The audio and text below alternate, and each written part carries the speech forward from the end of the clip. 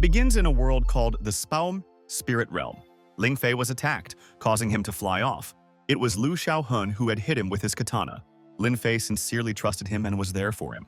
But Xiaohun betrayed him for no apparent reason. Lin Fei was bleeding profusely, not understanding his betrayal. The guy was holding a katana, and he was unhappy that Ling Fei had risen to the level of a god while he was at the bottom. He looked at it one last time and said goodbye. With a single swipe of his katana, he cut off his life. Lin Fei felt another end. In his previous life, he was just an ordinary guy, until an unknown man appeared with a scar on his face that took his life. But after death, he enjoyed life. After all, he was reborn in the heavenly realm, once again embarking on the path of cultivation. The 9 heavens fell into chaos, punishing the gods and eliminating the demons. But he lost his life once again. His body was floating in space. Lin Fei opened his eyes. He didn't expect that his spiritual core would remain untouched. But I thought it was the will of heaven. After looking around, he admired the beauty of the cosmos around him. But then suddenly something appeared in front of him, blinding him and drawing him in. He slowly opened his eyes. In the end, Lin Fei was fully awake. Before him was a city that was painfully familiar and familiar. High-rise buildings. It all made it clear that he was on the ground. He realized that he was wearing clothes from the first death, smeared with blood. This was the place where he was killed. Lin Fei remembered that he had a phone in his pocket. When he entered it, he immediately looked at the date Patnatstagoof, May 15, 2012. It was now 8 o'clock in the evening. He returned to his previous life 2 hours before his death. From happiness, he shouted to the whole street, but he was wondering what kind of divine light it was that had entered his body. I decided to try using it when I started cultivating. Ling Fei was surprised to feel his cultivated energy being absorbed by the divine light. And suddenly, I saw something in front of my eyes.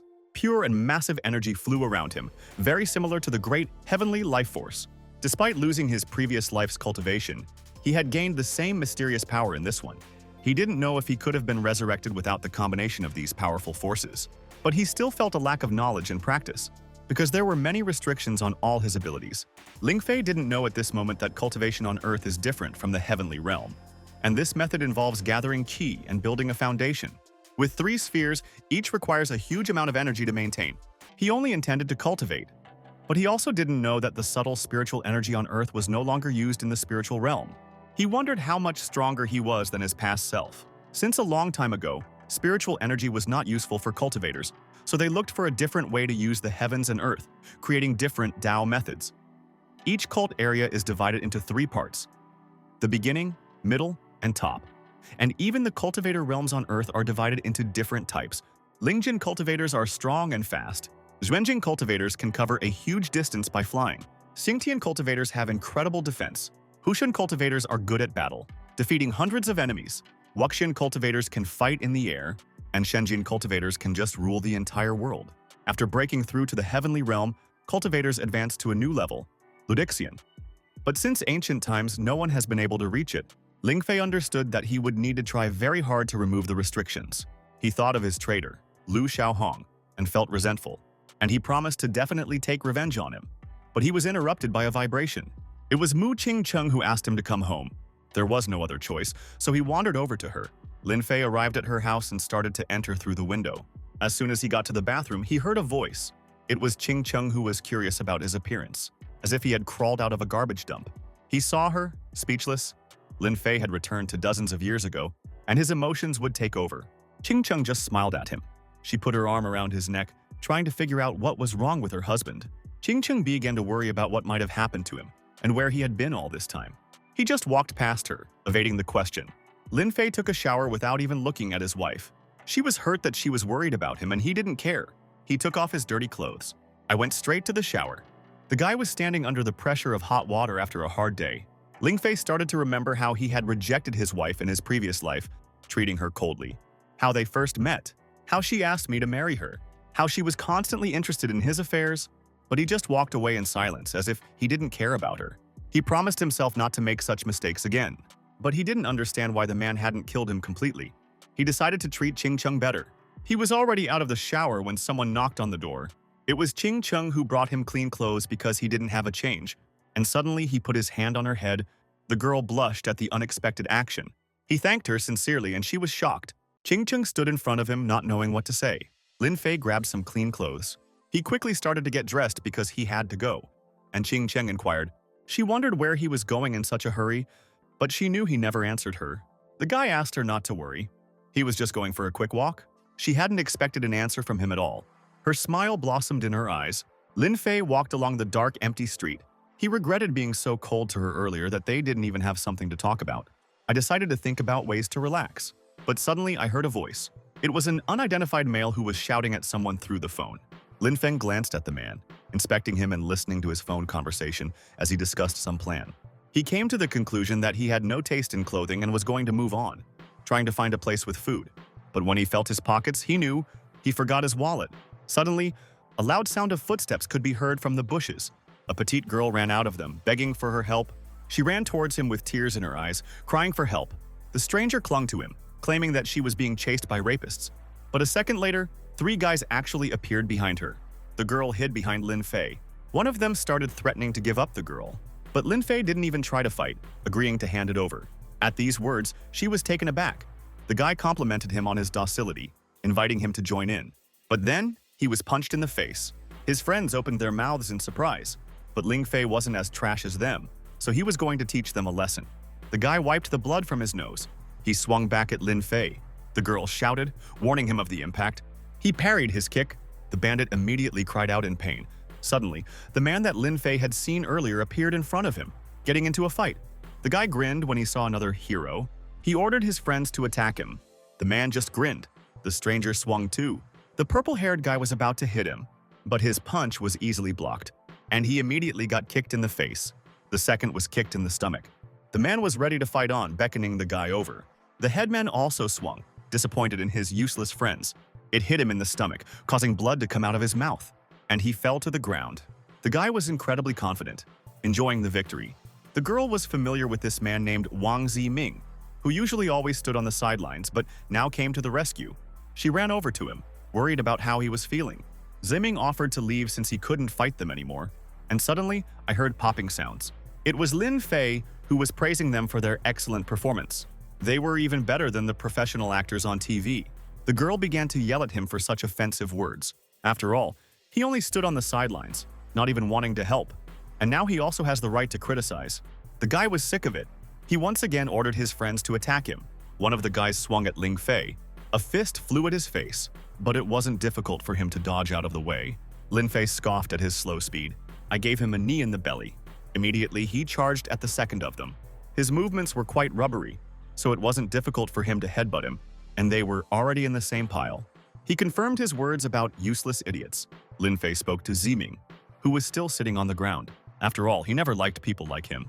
The two of them didn't understand what he was going to do. The girl realized that she couldn't stand by. She stood up, covering Ziming with her body, not wanting to harm him. But Lin Fei didn't care, and passed through it. The girl was shocked how he managed it. Lin Fei didn't answer any questions and put his foot on Ziming's arm. The man began to shake with pain and fear. The guy grinned, inviting the girl to find out the whole truth. She didn't know what he was talking about. Ziming wouldn't let her listen, asking for help. Lin Fei was surprised that the man was still holding onto his role. The guy reminded him that he had hired these hooligans to attack him, and it was his idea. Sweat dripped from his face as he didn't know what to say. He yelled at her not to believe what he was saying while she tried to understand something. Tears welled up in her eyes when she heard those words. Lin Fei pointed his finger at the head of the hooligans that he had hired. He took hold of Ziming's collar and offered to break his arm. If it wasn't his people, they wouldn't care at all. My arm snapped. Ziming was lying with a broken arm that was twisting into an unnatural state. He screamed in pain, telling the hooligans to help him instead of standing there. Lin Fei finally got a confession from him, and he was shocked because he did not follow the words. The girl began to cry again at what she heard. She couldn't believe that Wang Ziming would do such a thing to her and started running away while crying. The man tried to catch up with her, considering it all a misunderstanding. He grabbed her arm, but she told him to let go. The beaten guys didn't know what to do, but they had already received their payment, so they decided to just leave. Lin Fei heard their conversation. I wasn't going to let them get away with it by attacking them. All 3 boys froze in fright. One blow after another fell. In the end, they were all in a pile after Lin Fei's massacre. The quiet street at night was filled with a quarrel and the screams of a girl and a boy begging for forgiveness. Lin Fei went back to Qing Cheng's house, but as he approached the house, he noticed something. In front of the door of the house, a courier was holding out flowers to Qing Cheng. She picked up a gorgeous bouquet of roses and smiled. Lin Fei walked up to her, asking who sent the flowers. But Qing Cheng evaded the question with a smile and hoped that he was jealous. Only here the guy was not at all jealous and only wanted to say that a bee was sitting on the bouquet. This scared the girl very much because there are usually no bees in roses. But Lin Fei noticed something strange. The bouquet gave off a strange aura. Ching Chung was calling for him to come inside quickly so that the bees wouldn't get in. But he was looking at the bouquet, noticing the energy of the spirit. It was very weak, so it was hard to detect. This means that there are still people on Earth who cultivate. The story goes back to his previous life before his death. Lin Fei walked among the city's crowd. He reached into his pocket, pulling out his phone. Ching Chung wrote to him, asking him to go as fast as possible. He didn't understand what he was talking about. Suddenly, Lin Fei bumped into someone's shoulder. He turned around and apologized to the stranger. He was a very strange man with scars all over his face. He just laughed at his apology. Lin Fei was shocked to see the dagger in his hands. He licked the blade and his eyes flashed red. The guy was backing away nervously, telling them not to approach. They were on the main street, and Lin Fei wanted to call the police. He ran with all his might to call for help, but when he tried to reach the humans, an unknown shield appeared. A strange barrier formed around them that ordinary people couldn't see, and he was left alone with it. The dagger flew towards him. The blade pierced him and blood came out of his mouth. He fell to the ground lifeless. When he was losing consciousness, people finally paid attention to him, thinking that he was fainting. But then everyone noticed the knife in his back. But it was too late. He closed his eyes. This gave him an idea. How did Ching Ching know about his death, and how did she relate to it? If that man could generate barriers, then it must have been a large clan. Just why would he spend so much effort to kill an ordinary person? The next day came, and Lin Fei was walking down the street. Today was the 20th of May, and if Ching Chung hadn't reminded him, he wouldn't have remembered. At 8 in the morning, he was sleeping soundly. Suddenly, Ching Chung burst into the room and woke him up, reminding him of an important day. He rubbed his eyes sleepily as she continued to wake him. He remembered that today was their wedding anniversary and didn't understand why there was such a rush. But in reality, they hadn't even been married for 10 days. It turned out that he had to go to school today. Ching Chung continued to yell at the whole house until he left. He didn't understand what was wrong with school, or why he had to shout like that. But still, Lin Fei didn't mind visiting her. On the way, he noticed an old man cultivating. He could sense its aura of qi cultivation. Lin Fei walked up to him and greeted him. The old man noticed him. He thought that Lin Fei was also interested in practicing the art of Tai Chi. Although Lin Fei did know a few things, in their time, there were few young people who practiced the art of Tai Chi. And the old man was interested in what exactly he could do. He didn't know much, but even that was enough for him to notice a difference from the original practice, as if the old man was missing something. The cultivator didn't expect such an assessment. The old man had practiced the art of Tai Chi for more than 10 years, and no one had ever dared to say such a thing to him. Lin Fei began to explain the principles of Tai Chi, which is breathing, because it carries spiritual energy, and the old man's spiritual qi is blocked. He didn't listen to his opinions because the current youth doesn't understand anything about this world at all. Hearing this, Lin Fei changed his mind about saying what he wanted to say, that all of the old man's injuries had blocked his 8 meridians, and he had reached the limit in his life. If he doesn't want to hear his opinion, then he won't say anything. Suddenly, a hand appeared from behind. Lin Fei whirled around. He grabbed the old man's hand, which gave him a shock. Lin Fei spun his wrist around. He pushed the old man away. He managed to slow himself down with his foot. The old man was surprised by his reflexes. Suddenly, 3 men appeared behind him, ready to attack Lin Fei. But the old man stopped them, realizing that he was also a cultivator. Even so, he advised him to practice more, because in any case, he remains an ordinary person. But suddenly, Lin Fei lit up with fire, telling the old man to take a closer look. He was immediately shocked by what he saw. The old man was rejected because of his abilities when Lin Fei revealed his true identity. 3 people joined the battle. It was the old man's 3 bodyguards who had already pounced on Lin Fei. But the old man stopped them again, because he was fine. Lin Fei stomped on the cracked asphalt, and the shockwave blew everyone away. They found out that he was in the development field and were shocked. The old man noticed that it was a projection of Genji, but it was impossible at such a young age. But Lin Fei didn't even know what the beginning realm or development realm was, so he thought of the Black Realm. The old man decided to tell them all. His name was Chu Hao Tian, and he apologized to the guy, and Lin Fei introduced himself in return. The elder laughed at him because even his name was the most prestigious.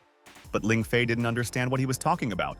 He realized that the guy didn't know anything about cultivation levels, which was completely unacceptable. Lin Fei was confused, assuming that the cultivation on Earth was very different from the heavenly realm. And so his previous cultivation here was limited. His master had taught cultivation since he was a child, but he had never mentioned theory. Now, the old man understood what was going on. He decided to explain the cultivation levels to him. Its meaning is the development of innate Kwai. Such people are called cultivators. There are 6 main spheres, and each of them is divided into 3 levels: basic, intermediate, and higher. Ling Fei realized that he would need to reach the level of the immortal realm to return to the heavenly realm for revenge. He decided to ask what level of realm he was at right now. The elder honestly admitted that he was at a basic level of cultivation. He had the 4th layer of cultivation in the heavenly realm, which is equivalent to the basic level here. But achieving the transformation realm didn't sound like such a difficult task. But the old man didn't understand how it was possible that Lin Fei's Qi cultivation realm was beginning while being on the cultivation realm. Of his 3 bodyguards, 2 of them were on the highest realm. They are some of the best cultivators in the city, but even they couldn't withstand a single blow from Ling Fei. He thought that perhaps the spiritual Qi in the heavenly realm was much stronger than that on Earth. Hao Tian started to offer to join the Chu family because it would be an honor for them. But Ling Fei immediately refused. He didn't need any faction. He didn't know how many cultivators there were in the Chu family, so he decided not to make any hasty decisions. The old man didn't lag behind, offering to show off one of the Chu family's greatest treasures. This was melting spirit jade, one of the greatest items to cultivate, and it increases one's cultivation speed. Ling Fei recognized it immediately, knowing that there were also such rare treasures on Earth.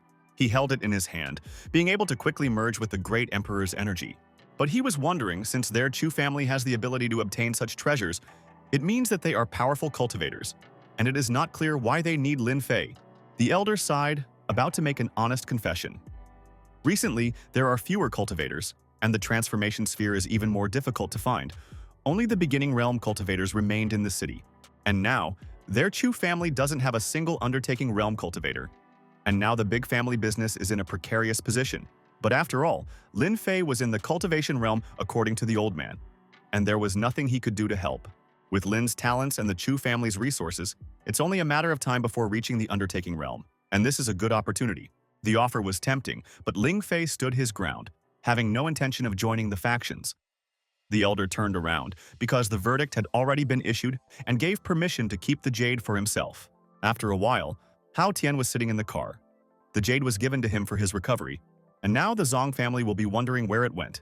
But he knew that the Zong family didn't give the jade away to help, but to rip off more money while he was still alive. In any case, the Zong family has enough problems right now, and they can't protect the Chu family anymore, so it's dangerous to leave the jade behind. The guard didn't know if this kid could protect the treasure. If the jade was taken away, it would prove that it wasn't worth the Chu family's support. It is better to throw this problem away and do more important things. The man realized that the elder only wanted to test their abilities and results. He wanted to test the strength of the kid and his master. Ling Fei was looking at the jade, which would greatly facilitate his cultivation. Now he thinks he owes Old Man Chu a favor. But he also gave him a card that he couldn't find a use for. He was already standing in front of the gates of Jiangbei University. After 10 years in the heavenly realm, he had no idea that he would return to such a familiar place. Looking at the university, memories came back to him. As he looked around, he heard his name called from behind. He turned around. It was a group of youths who were mocking him. He saw the girl, recognizing her. The girl greeted him awkwardly. Ling Fei stared, remembering the past. How Qin Qin was walking away from him, begging him not to look for her anymore.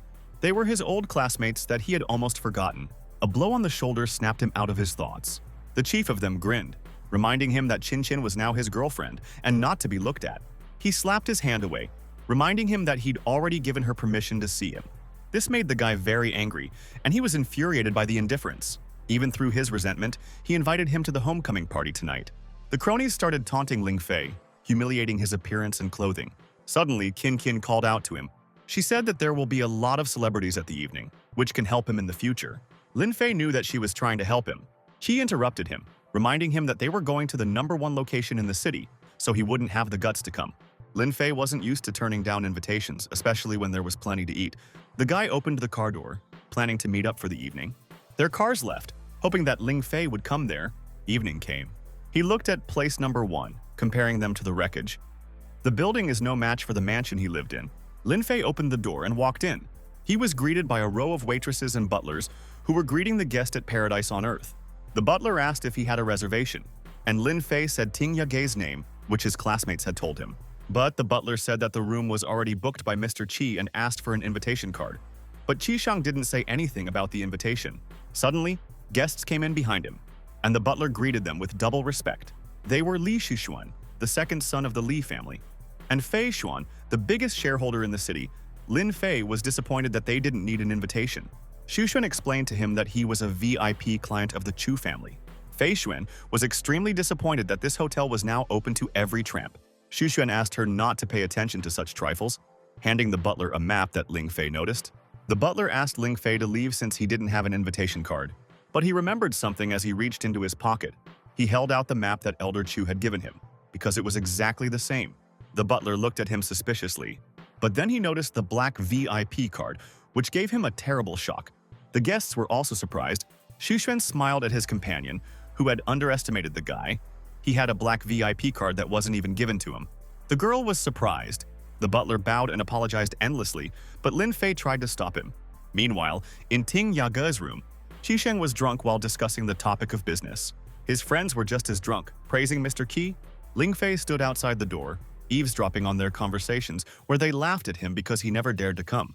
He scoffed, reminding him that he hadn't given him an invitation. But suddenly, Lin Fei took him by the shoulder, apologizing for being late. Qisheng didn't expect to see it. Since he was late, the guy offered him a drink as a punishment. He had already picked up a bottle of wine, agreeing to his terms. But suddenly, he threw the bottle up. It began to spin and spill.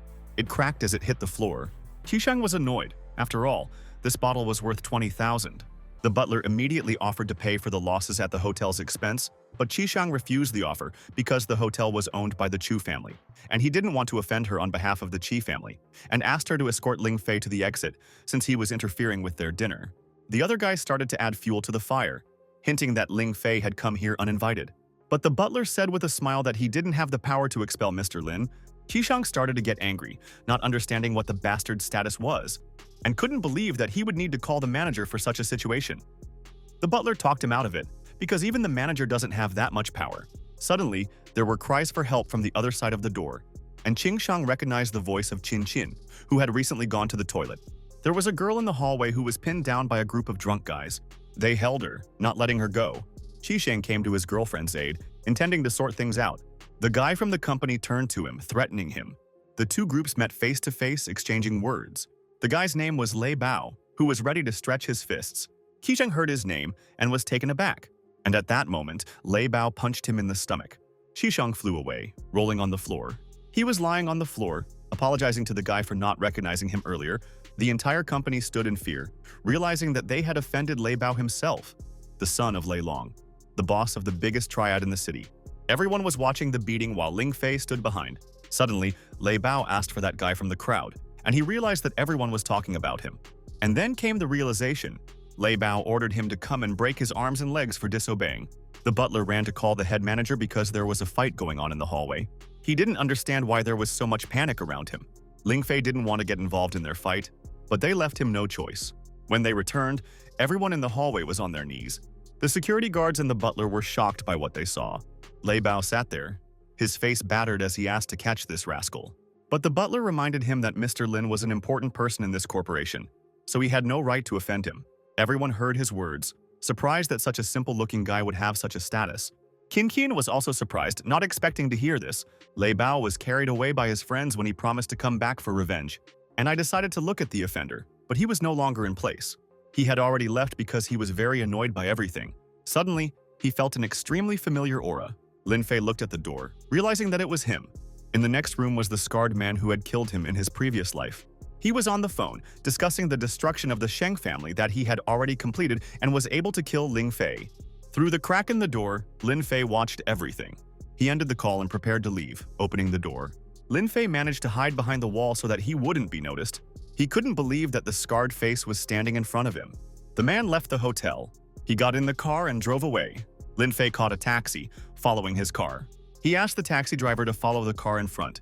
The driver noticed that someone was following them. The man assumed that it was a family from the hidden world and asked not to worry and go on. At this time, Lei Bao demanded to find out everything that was known about this hooligan, giving him 3 days to do so. He was told that the Chu family was covering for the bully. For this, he slapped him in the face, not understanding what the problem was. He didn't see the Chu family as anything dangerous after all. His Lei family was quite strong. Lei Bao called his father, but was snubbed, saying that the Chu family had power beyond their means. He wasn't ready to give up, so he just gave them time until he was strong enough. They arrived at Mount Wulin. Lin Fei stood in the middle of the forest, Not understanding what this place was, the taxi driver left, starting to joke about the current youth that they are ready to have fun even in the mountains. He hid behind a tree and noticed his target coming up the stairs. The mountain was located in a wasteland, so it is not clear why they came here. He said that he still had things to do, so he decided to leave the tail on him. Ling Fei approached cautiously, hiding behind rocks. He needed to know what they were doing. He rose slowly. Lin Fei peeked out from behind the tree, but the clearing was already empty. He didn't know where they might have gone already. Suddenly, he heard a voice behind him. It was the helper who was sitting in the tree. Ling Fei didn't expect him to have time to climb in. The boy lunged at him with a dagger, intending to kill him. He leapt at him, but Lin Fei managed to dodge the blow. He appreciated his reflexes, but still advised him to keep an eye on them to find out what they were up to. The guy offered to spare his life if he said which family sent him. Ling Fei thought about his words, remembering how Scarface had talked about the Sheng family. He thought that he had killed that person to control the power of the Sheng family. He decided to name it. He started to put the dagger back in his inner pocket, not understanding why he was following them instead of joining them. Ling Fei wanted to ask Scarface something, but he started attacking right away, advising it in his hell. Suddenly, Lin Fei felt something special. He realized that this wasn't a simple basic-level expert. The guy swung, and he admitted that he is at a high level. A ray of light appeared from the sky. The attack flew towards Lin Fei, and he tried to defend with his hands. He started coughing up blood. The guy was 2 levels taller than him, which added to the problem. But this guy couldn't be an ordinary expert, because even in Ling Fei's normal state, and even with the spiritual blessing, it would be difficult to defeat the Supreme Emperor. The guy walked closer to the weak Ling Fei. His dagger glowed blue as he grinned and advised surrender. Ling Fei didn't know what to do, but there was only one chance left. He decided to use the power of the jade and activated it. The guy admitted that he was even a little scared. Suddenly, he realized something. The guy was about to kill him. He ran at Ling Fei with a dagger. But suddenly, the jade glowed. Both guys were surprised. The jade pushed the bandit away with its wave. A line of light from the stone pointed at Ling Fei's head, feeding him with energy. Lin Fei recognized this feeling. Suddenly, he saw the Supreme Emperor bound in chains. He realized that this was his opportunity to free the Emperor. Lin Fei fired a decisive bolt of lightning, and a bolt of lightning shot out of the sky and directly hit the top of the mountain. After a while, he walked while leaning on a rock. He was injured, but he was glad that he took the opportunity to use the lightning strike. Ling Fei didn't know how many people were behind the scarred man, so he should have left. When he got home, he was in shock. Ling Fei was cultivating, and he felt that the aura of the Supreme Emperor in his body was connected to the qi of this world. And for this reason, his cultivation practice was faster. But these two powers can't exist together, and it's unknown if he can cultivate on Earth. Although this is not true, because when he poured spiritual power into the jade, the spiritual energy began to give birth to new abilities. But that meant something else. As long as the jade works, the Supreme Emperor's spirit and qi energy removes the restrictions so that he can use them. Then he'd better make a breakthrough. He knew what to do. To sit with your eyes closed and think deeply about God, you need to fasten your teeth and hold the kunlun with both hands. Lin Fei clenched his teeth. I decided to open my eyes a crack. A huge, bright beam of lightning appeared on the street. His body was soaked with energy. He had finally reached his goal, the hidden realm. It now has the power of double cultivation, and you can no longer be afraid of anything. But on the other hand, it was a pity, because he wanted to recover earlier after being reunited with the Jade to free the Supreme Emperor from the chains. But he broke another boundary with the Jade that shatters into pieces in an instant. He needed a suitable weapon to practice that could combine aura and innate power. And he wanted to ask the cultivator families. He left the room when he saw Ching Chung sleeping on the sofa. As he passed by, he noticed something. She had a letter in her hand about hard times, and she needed to find the blood of a 500-year-old Risha. He understood. In a previous life, he couldn't repay her kindness, so he decides to help her in this one and get the right blood. After a while, he took a taxi, and the driver informed him that Yunwuxiang Street was located here. He was looking at the piece of paper with the address clearly written on it, but he still can't find it. Lin Fei looked around. A black van was passing along the road. Suddenly, a man was thrown out of the car for entering the house uninvited. He fell to the ground and threats were shouted after him from the car. While the man was getting up, someone spoke to him from behind. It was Lin Fei who asked the stranger for the address. The guy was surprised that he wanted to go to the fog house. He held out his hand, knowing that the stranger knew the address. The stranger started to get up and decided to tell a secret. The fog house was an extremely dangerous place, and it wasn't worth going there. But Lin Fei assured him that he was far from weak. The guy felt his energy and realized that he was a cultivator and quite strong. The guy introduced himself as Luo Ying, and he was ready to show the way to the fog house. Lin Fei thanked the guy and introduced himself as well. They were walking down a corridor in the town, and Ling Fei didn't know if they had arrived yet. Luo Ying said that this house has no permanent location, and is so called only because it is located near the 58th lantern, and the main lantern is the key to the fog house. Lin Fei didn't know how to use it. The easiest way was to affect it with an external method, and then ignite it. Luo Ying picked up a rock from the ground. The farther you go, the brighter the lights will get, and the house will go there too. Ling Fei's hand lit up. The lanterns gradually began to glow brightly. Luo Ying couldn't believe his eyes when all the lanterns in the corridor started to light up. He didn't understand how this was possible, but Ling Fei had already finished. After a while, a car with a driver approached them and addressed them. They lit a lantern, so he came to guide them to the cloud house. Luo Ying was surprised that they personally came to pick them up, and it was a VIP service.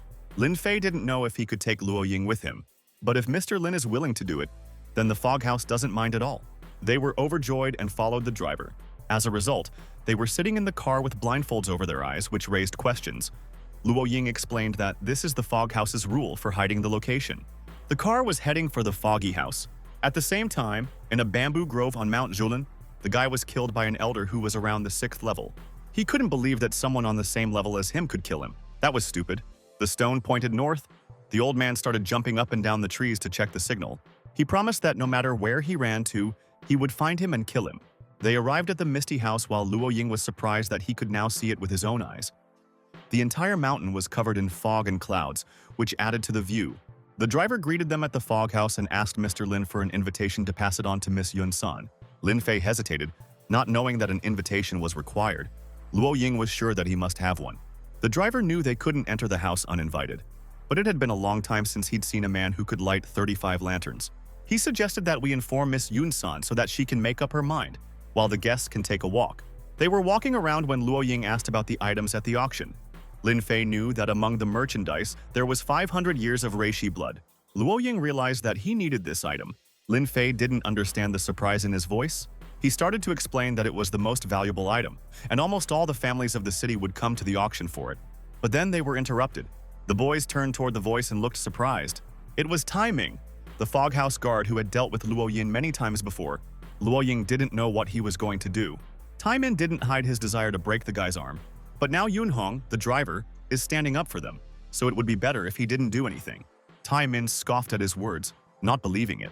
Luo Ying revealed with a smile that the two of them were guests of the Misty House. He just laughed, because he had never heard of the Lin family. He gave an order to his assistants to show them the power of the spiritual snake blades. The guys drew their blades, preparing to attack. 3 burning blades flew towards them. This technique belonged to the Misty House. Ling Fei was surprised that they were trying to prove something to him, even though they didn't have the skills to handle such weapons. 3 blades stabbed into the ground. The 3 of them activated their abilities, intending to kill him. The blades came out of the ground with a thought and flew at Ling Fei. But then, he made a U-turn, taking control of the blades. He decided to show them what true spiritual weapon control looked like. The blades flew back at the guards. They couldn't believe it. Tai Ming noticed that it was an innate ability, but they were interrupted by a woman's voice. Lin Fei immediately turned around. Because of this, the blades missed and hit the pillar. The case goes back 10 minutes when the butler came to the curtain, informing Miss of the completion of the case. The girl lay in the bathroom, remembering the guy who lit 35 lanterns, wanting to know more about him.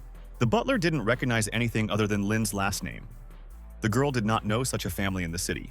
Assuming that he might be a foreigner, she opened the doors and stepped outside. It was Miss Yun San, the owner of the Misty House. There was a security fight going on outside with Lin Fei. The guy smiled at the girl. She recognized him immediately. They met when they were at the hotel. The guy asked if she knew him, and she told him about their meeting at the Chu family home. The guard knelt down, trying to pretend that they were guarding him. But Miss Yun San didn't believe in fairy tales and demanded to thank Lin Gongzi's grace. She sent him to receive 50 lashes to apologize to Mr. Lin. He was shaking, but he kept trying to make himself look innocent, as if he was afraid of a strange fight he'd never seen here. The butler asked if he remembered the rules of the house. If he forgets them again, he will receive 50 lashes. But even so, even Yun San's skill, which he has at such a young age, can't argue with him. Miss offered Mr. Lin an invitation to TNG Pavilion as an apology so that he could prepare for the auction. Luo Ying couldn't believe it. After all, this was the most respected place by all 4 families. Miss was coming closer, saying that the Chu family wouldn't be able to come, so one of the pavilions would be free. They could have been there together. Luo Ying advised him to agree, because being in the pavilion, you can get many privileges of the fog house. Night has fallen, and business is moving to the TNG pavilion. Someone started pulling on the handle. It was a smiling Luo Ying who was looking around. Lin Fei walked up to the pavilion. He spied on his friend, and he knew that something was definitely wrong with him. Ling Fei wanted to know his purpose in staying in the misty house. He started jumping on the roofs of the town. But while I was flying, I heard a voice behind me. It was Miss Yun-san, who was very interested in his plans for the night before. He lied, claiming that he just wanted to take a walk around the area. Miss came closer, putting her hand on his shoulder. The girl offered to accompany him to avoid having a bad time, but Ling Fei chose to decline. But she immediately explained that she had come to see him on business and suggested that they talk about it in the room. Lin Fei didn't hesitate to ask why she put her hand on his shoulder. It wouldn't work. They were already sitting in the room when Miss Yun-san was making fun of the guy. He didn't understand why she was pretending to be someone else when she wasn't. Miss saw at once that he was a very unusual man, and she offered to talk about business, namely about the main 4 families of the city. The next day, she called him to take him to the auction. They arrived at the temple to attend the event. The auction was already in full swing, and people were shouting out their bids. The Yun family offered a bid of 3 million. The people around them were discussing who could compete with the Yun family. From the balcony, an unknown person shouted out the bids for Master Lin's name, raising them by another 100,000. Everyone knew that by doing this, he was showing open rivalry with the Yun family. There were people on the balcony watching the auction. Someone was peeking at them, smiling. Meanwhile, Yun Tingxia, the second son of the Yun family, received news of Mr. Ling's identity, and it turns out that he was able to light 35 lanterns at the same time. The butler reported that this person was given a special invitation from the Misty House. Tingxia wanted to see it. He opened it after reading all the terms and conditions. They were the best, which meant a young man's status. The butler asked if the gentleman would like to place more bets, but he just smiled and refused. The butler came out on the balcony, announcing that the Yun family had withdrawn from the auction. Lin Fei recalled how Miss Yun-san had asked him last night about the special items he needed at the auction, and he had told her about the 500-year-old reishi blood. In return, Miss expected one favor from him in the Misty House. The Zhang family discussed Mr. Ling's identity without having a clue who it was. Miss Yun-san congratulated him on getting the 500-year-old reishi blood for just 3 bets. The auction was officially over and guests were escorted to the banquet hall for dinner. Miss was walking down the hall. Then, she saw a familiar face in the distance. It was Lin Fei. He had come to thank her for her help at the auction. And then, I asked if he could pay for it later. She didn't know what he was talking about. He didn't have that kind of money right now and would like to pay for everything later. They were frozen. Miss blushed, not expecting any payment, wanting to just give Reishi's blood as a gift. But Ling Fei didn't want such a favor, wanting to repay the debt in the future. She put her hand on his shoulder again, offering him dinner, and Ling Fei understood. Miss confessed that she would very much like to have dinner with him. He thanked her for the invitation, but he needed to go to the attic to make sure. Miss noticed his thoughts, not understanding what was wrong. Ling Fei asked her to go to the banquet hall first while he finished his business. She was upset but resigned, leaving alone in the hall. As she walked down the corridor, Lin Fei hid behind the wall. And then, I was able to run behind. He noticed that, like the old attic structure, it was a matrix, but he didn't know who had built it here. And suddenly, I noticed that this energy can resonate with him. He didn't regret coming here at all. Lin Fei knelt down, once again making a breakthrough. It was a method with double cultivation power that would help him rise to the 7th level to reach the borders of the spiritual realm. He didn't understand that raising to the 7th level required breaking the Emperor's shackles. Lin Fei used the Sky Eye spell, which allows you to see traces of energy usage. It was a nice new ability. After a while, Luo Ying stood under a tree. He didn't know where he was, because everyone was having a celebratory dinner right now, and when they relaxed, they would have to pick up the sacred relics. Lin Fei couldn't believe that Luo Ying had come here for such a purpose. Luo Ying was ready to fight if Mr. Lin didn't stop talking. Behind him was a dagger. Lin Fei didn't expect this from him, since he was many times stronger. Luo Ying no longer believed in him, realizing that he was just living off Miss Yun-san, and maybe the lights weren't even lit because of him. Lin Fei grinned at his words. He held up his hands and stretched, offering to show me everything. Show all your strength. Suddenly, at the same time, he was already standing behind Luo Ying. The guy turned around in fear, swinging the knife, but Lin Fei took his hand. He only pushed it away with one hand because it was too weak. Lin Fei walked closer to him, looking straight into his eyes. He took the guy and threw him into the sky. Then I ran after him again, grabbing him by the neck. He swung it, wanting to hit it against a tree. But suddenly, I took his other hand. I smiled and kicked him in the stomach with my knee. As he ran, he landed it on his back against an oak tree. From the force of the impact, it started to crack. Ling Fei decided to ask again if he thought he was weak now. With his hand on his throat, he had no choice but to admit defeat and the enemy's strength. He started smoking when he let go of the guy, trying to figure out what his purpose was. According to him, he only wanted to return what belongs to him. Lin Fei didn't understand what he was talking about. It turns out that he was supposed to be the young master of the Luo family, but he was framed and left the house, so he wanted to borrow the power of the Miao family to return to the family. Lin Fei offered to help him and take him to Miss Yun, grabbing the guy by the collar, but he offered to get the bloodstone in exchange for his freedom. Lin Fei couldn't believe it. The bloodstone was the greatest training treasure that everyone would kill for. The guy grinned, offering to make a deal. He ordered him to always be with him until he got the bloodstone. But also, Ling Fei needed to defeat the Miao Jiang family before letting him go. Luo Ying wanted to object, but then changed his mind. They agreed and went to the gala dinner. Meanwhile, on holiday, Lin Fei was passing by and accidentally overheard a conversation about the 500-year-old Reishi's blood. The voice sounded familiar. It was Mu Qingqing who was talking to her assistant. It was all about their cooperation with Yun Shu Group, so the guy was very worried. But the girl was going to figure it out on her own. Ling Fei overheard, not expecting Qing Cheng to be related to this company.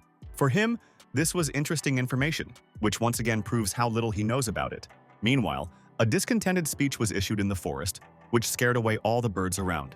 The guy was angry at Pujai because he wanted to return to the original level, but Puji explained that he couldn't, and the energy disappeared, meaning that he had survived and left. The guy felled a tree out of anger, promising to kill Luo Ying when he got his hands on Miao Jiang's power. Meanwhile, in the central hall, Ting Xia sat across from Ling Fei, recognizing him. Now he realized that the same Lord Lin who had taken Reishi's blood was Lin Fei. He clenched his fist in anger, thinking that the Black Dragon Church had destroyed him long ago.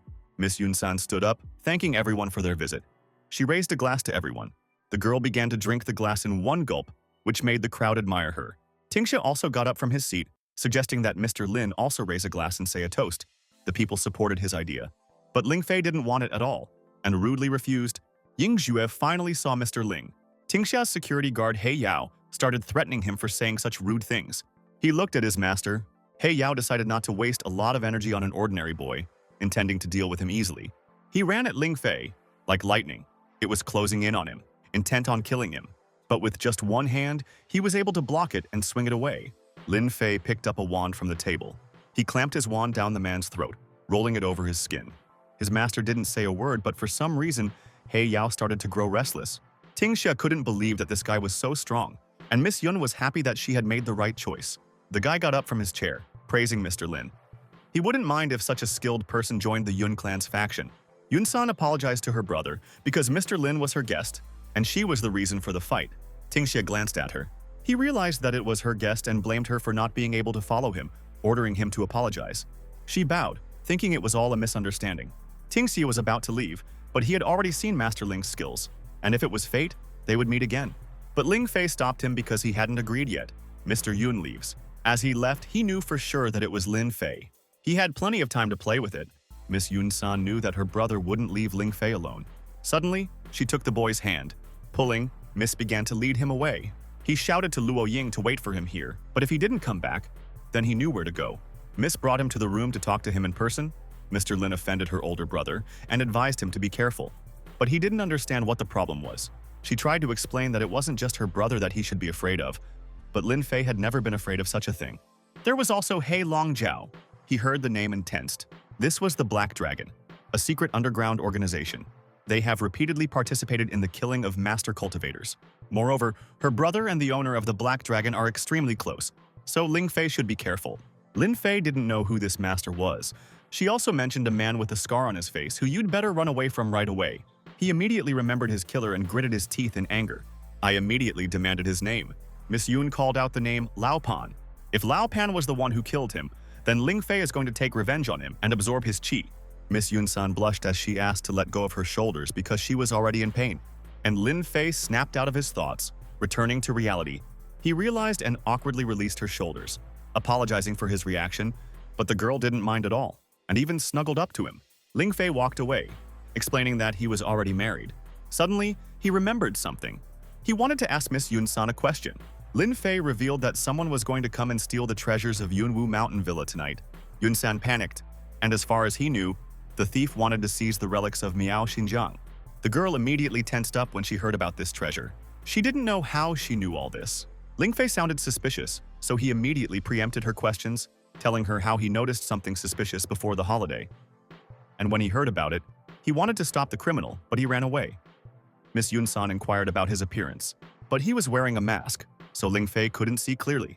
She realized that this sounded pretty logical, and she thought maybe Mr. Lin might want to help her catch the culprit.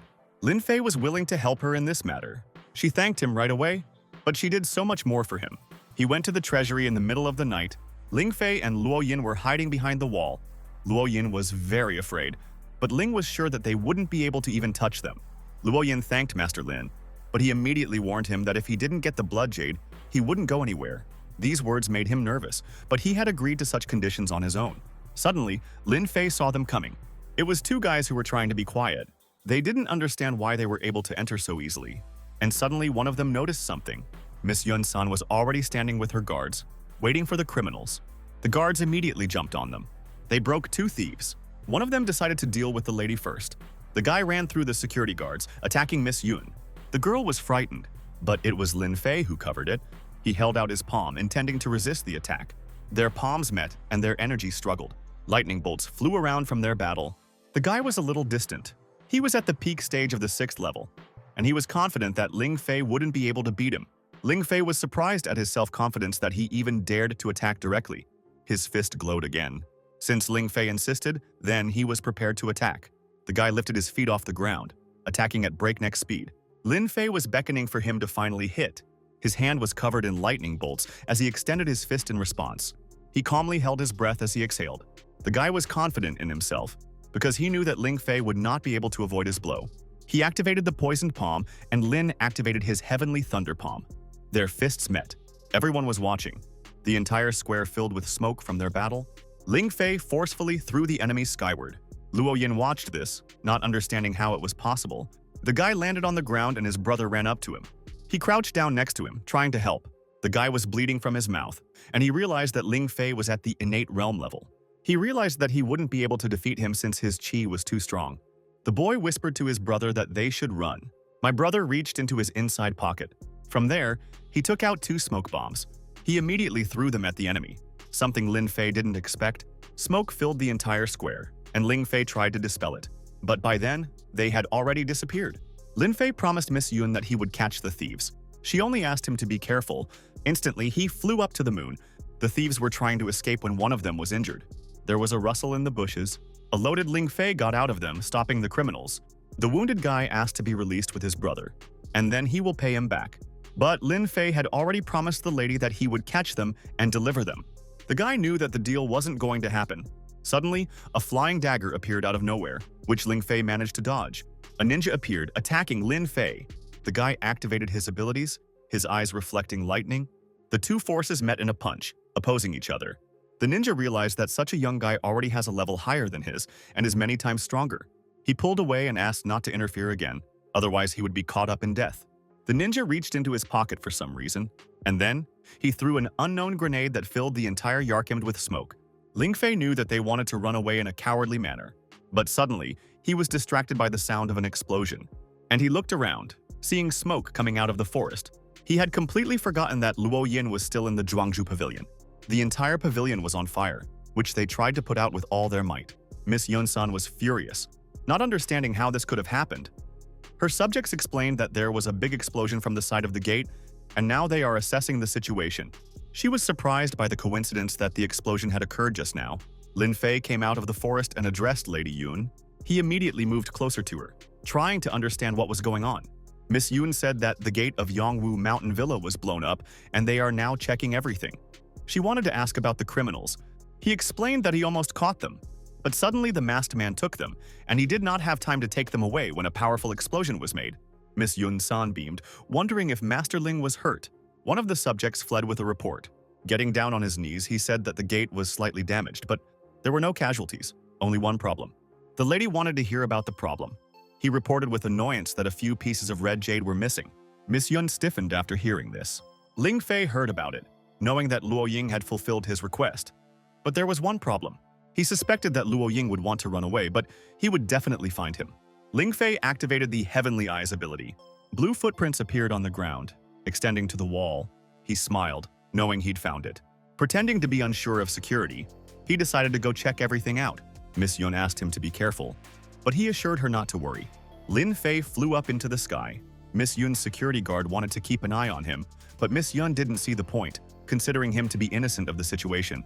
She smiled, trusting him. Luo Ying was standing under the tree where they had agreed to meet. He was very tense. The Lin Fei he had been waiting for finally appeared. Luo Ying realized that he had made the right choice. Ling Fei ordered to talk less and explain his purpose better. He apologized for what he had done. The guy lit a cigarette in his mouth. Lin Fei lit a cigarette and asked if he had blown up the gate of Yunwu Mountain Villa. Luo Ying didn't hide it and confessed. Ling Fei didn't understand why he did this. It was because he couldn't give him the blood jade, and the only way was to steal it, especially since the treasury was heavily protected, so he needed to somehow divert attention. But Ling Fei couldn't understand how someone like him could get in there and steal the treasure. Luo Ying was pleased with himself, even though he wasn't strong enough, but he was still able to do it. Ling Fei didn't expect this from him, admitting that all was not lost yet. The guy reached into his pocket and took out a few red stones and pulled out those promised pieces of red jade. He promised to bring them and handed them to Lin Fei. But suddenly Lin Fei gave up on them. Luo Ying didn't understand what the problem was.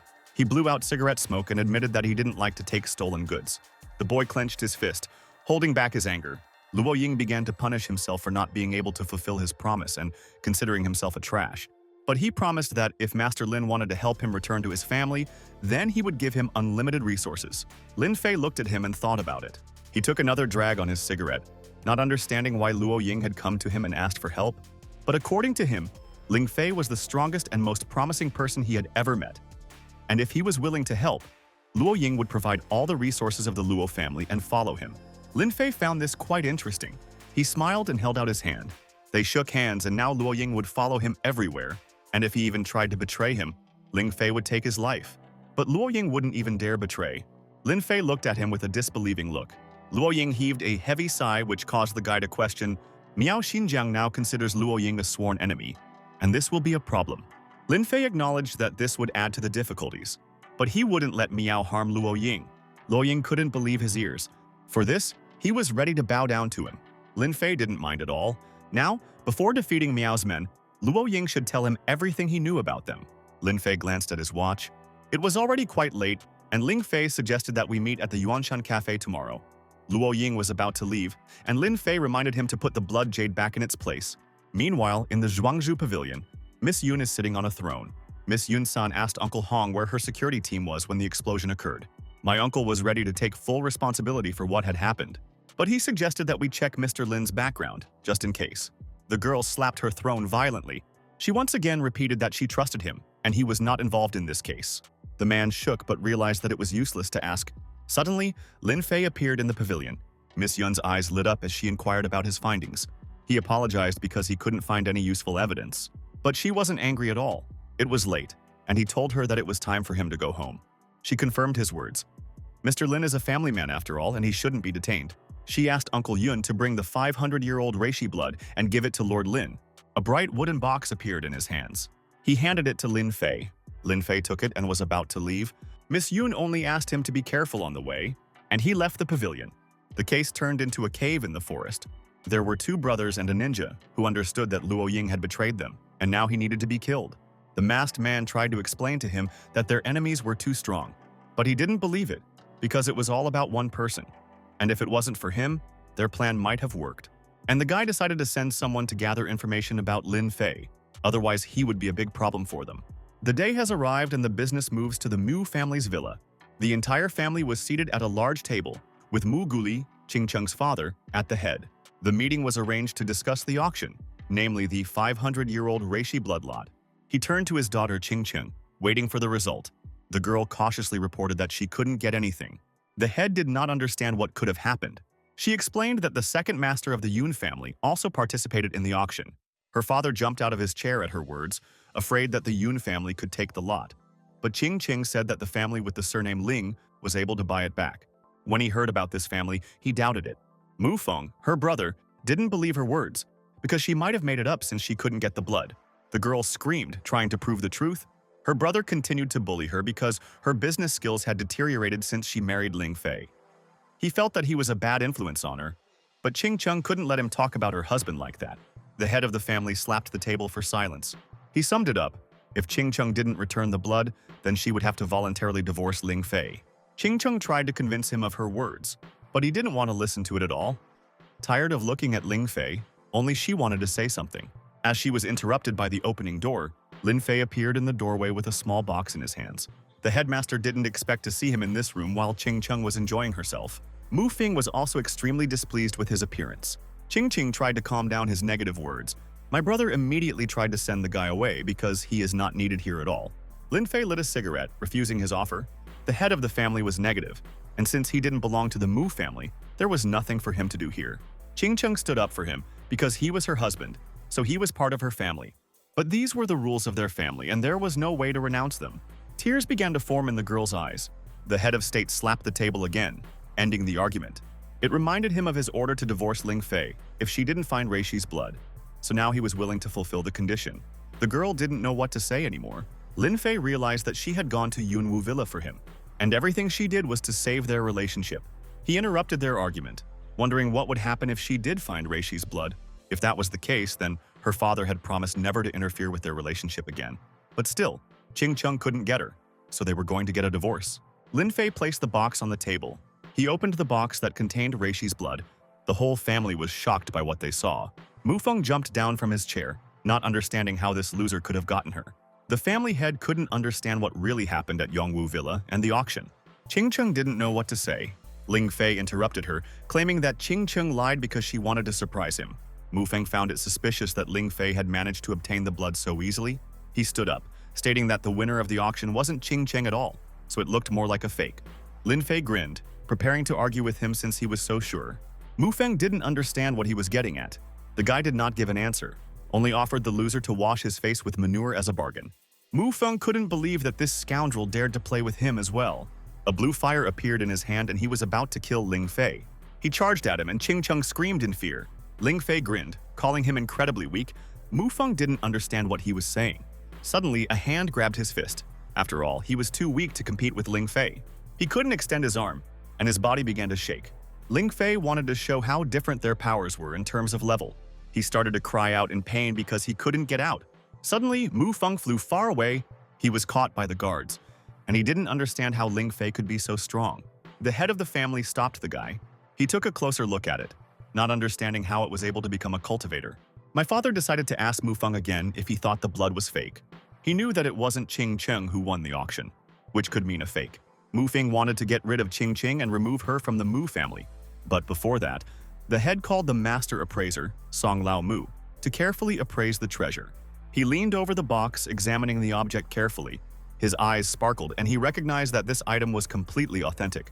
Ching Chung was overjoyed, but Mu Feng couldn't believe his defeat. The head admitted, Lin Fei really surprised him this time. Mu Feng tried to comprehend because he believed that his information was correct. Lin Fei smiled at him. Mu Feng was lucky that they didn't have time to make a bet yet. Mu Feng was angry, but he did not let him forget his status because the guy was in the territory of the Mu family. Suddenly, Ching Chung took Lin Fei's hand.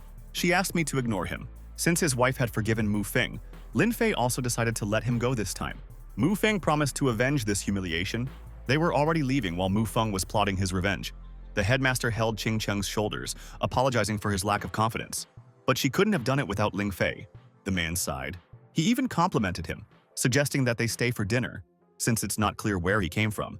Then my father didn't see the point in unnecessary cruelty. Lin Fei thanked his father-in-law for his kind words, while the head did not understand where such power came from. Mu Feng was standing under a street lamp at night when a man approached them. He was angry because he was being assured of reliable information when the blood ended up in Ching Chung's hands. The Black Dragon elite teacher Ling Quan was in front of him, and he was sure of his information. But the fact that she had the blood was none of his business. But he paid him $200,000 and he cheated him. He couldn't believe that this scoundrel was also teaching black dragons. The man looked at Mu Feng through his hood, his gaze murderous. He will not allow his students to be doubted. Mu Feng was startled, slowly walking back. A huge security guard stood in front of Ling Quan. The teacher only smiled, wondering at his courage to go up against the Black Dragon. Mu Feng walked closer, bypassing the guards. He only wanted to ask the Black Dragon to kill one person, but he didn't know whether to accept or not, so he asked what he had to offer. Mu Feng was willing to pay $500,000, but the teacher first had to learn about the victim's identity and then make a decision. The guy handed him a picture of the Mu family's son-in-law, and Mu Feng was very serious, preparing to spend all the money. Ling Yan took the photo, promising to come back as soon as he finished the case. The guard wasn't sure if this person could be trusted, but Mu Feng was sure that the Black Dragon could be trusted with anything. He was willing to do anything to make sure that Qing Cheng's credibility dried up so that he could take the position of head of the Mu family. And he wanted to make Ling Fei die in agony. Meanwhile, the Black Dragon training hall was discussing Ling Fei, thinking that he had died. The scarred man was surprised that he was also able to become incredibly strong. Ting Xia was sitting at the table with him, waving his fan. He wondered if their cooperation was still valid. The man didn't even give a second thought, because if he could kill Lin Fei once, he could kill him twice. Ling Quan came into the room with an order for $500,000. He said it was the same person. The scarred man saw in Ling Fei's picture that he needed him so much, he couldn't believe that there were such coincidences, but he decided to find out about its power beforehand. He ordered to check it first, and then report all the information. Ling Quan left to run an errand. He was very curious about how many lives Ling Fei had left. The two of them returned home. Qing Cheng decided to ask if that 500-year-old reishi blood was real, to which Lin Fei gave a positive answer. She was now sure that he was the Mr. Lin at the auction, but she couldn't understand why he hadn't told her. But he just didn't want to draw too much attention to the Mu family, and for the sake of their safety, he hid his identity. She was delighted with him, but now she was wondering where he got that kind of money from. Ling Fei evaded the question, offering not to think about it. Suddenly, the guy noticed something and jumped up from the couch. He felt that someone was nearby. The guy did not want to play hide-and-seek and invited the stranger to show himself. The hooded man was coming out of the dark corridor, surprised that he could sense his presence. Qing Cheng shouted at a non-stranger, reminding him of whose territory he was in. The man didn't care that this was the Mu family's home, but he liked Qing Cheng. This made her angry, but Lin Fei covered her with his hand. He only asked her to go upstairs and leave them. Qing Cheng was worried about him, but she agreed. The girl ran upstairs. Lin Fei lit a cigarette and lit it, puffing out smoke. The stranger was not worthy to take his life, in his opinion. Ling Quan was ready to attack. The guy furiously ran at Ling Fei, intending to kill him. He leaped using the Black Dragon Claw, but Ling Fei also had tricks up his sleeve and threw out the cigarette. A moment later, he was no longer there.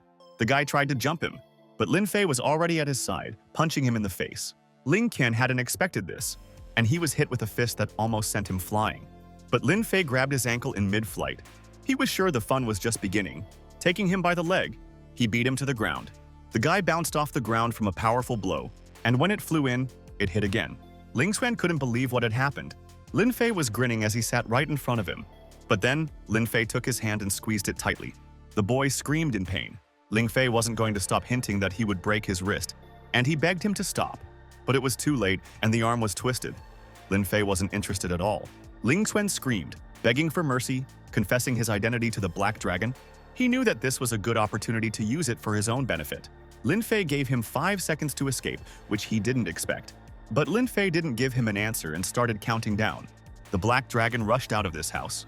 Lin Fei was sitting alone, smoking a cigarette. And he wasn't going to let him go at all because he might just follow him. Ling Quan ran as fast as he could. He ran into the Black Dragon cave. Lin Fei was surprised by the extreme stealth. Inside the shelter, a meeting was taking place in a conference room. The injured Ling Quan interrupted him with his screams. Teacher Wang Long was pleading for him, asking what had happened. He didn't answer any questions, wanting to see Lao Pan, but the latter was out on urgent business. It wasn't a good time. Suddenly, Lin Fei appeared in the conference room. Ling Xuan didn't expect him to be so bold as to follow him. Wang Long didn't know his identity, but Ling Chuan's words were enough of an argument. Lin Fei was confident. He smiled as he smoked a cigarette. The teacher wanted to see his strength, which he was so sure of, but Ling Quan tried to stop him. Ling Fei revealed that he was at the peak of the 6th Xuanjing level.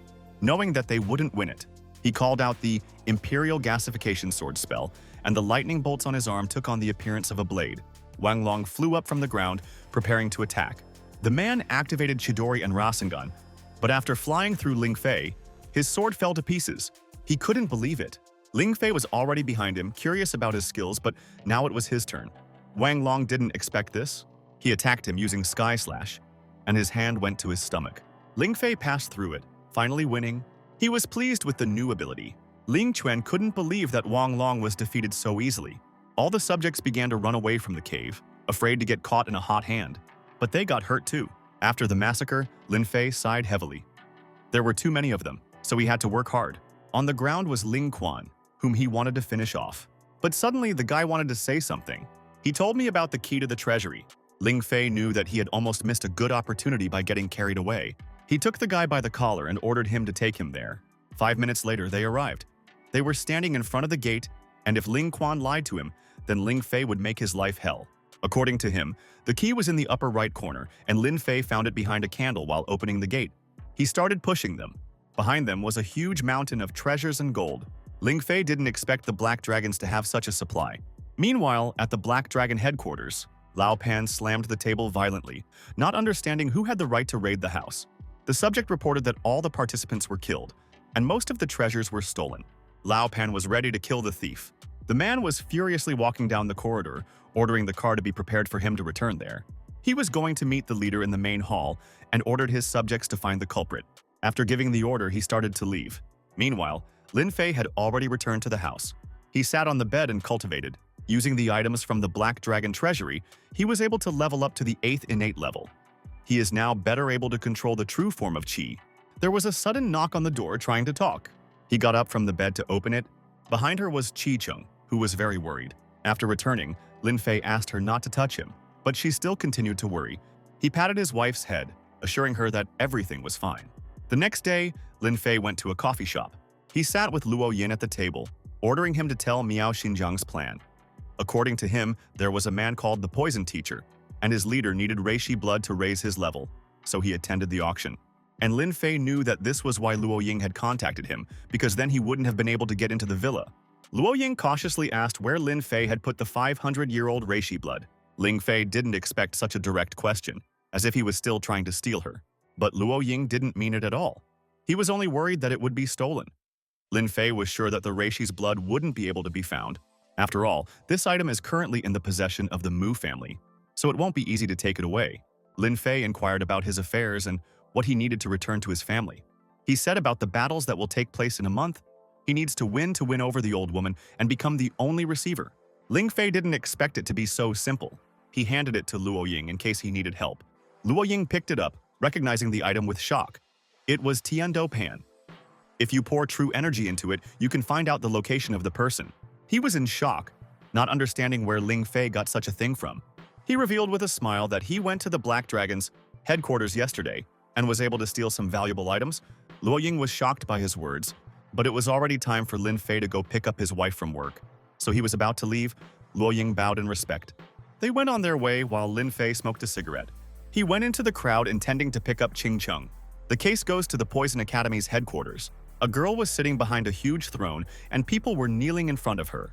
Shang Guanyun, the supervisor, was disappointed with their work as she didn't get any of the necessary items. Li Da and Li Xiaoxiao assured her that it was only a setback and they would be able to bring her everything she needed. She wondered what exactly had happened during their failure. Li Da was shaking with fear as he told how the master in the mountain villa had defeated him with just one move, and if it wasn't for Zhang Lao, he and his brother wouldn't have returned alive.